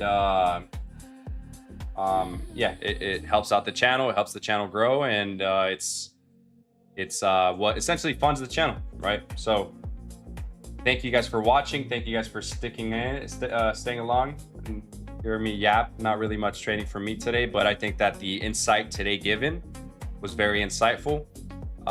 Both for, I think today could potentially be the day where you kind of shift gears and start thinking about potential outlook for the week after this stream. So thank you guys for hanging in there. Lomeli and the gang, thank you guys so much. Stay safe. Muchas gracias. Appreciate you, Jesse. Hell yeah. Word, appreciate you, Lomeli. Can't wait to run up the bag with you, my guy. My guy, Adam, appreciate you, brother. Yeah, that's it for me, chat. Heading out here. Gonna go get some breakfast and a little coffee. Chill out for a couple hours, probably for an hour or so, and then hit the gym and go about the day. Later, chat. Trade safe, and we'll see how that position plays out at the end of the week. You'll either see me eating steak or McDonald's. Playing. All right, I'm out of here, chat. Appreciate you, my guy. My guy, appreciate you, Vince. I'm out of here, brother.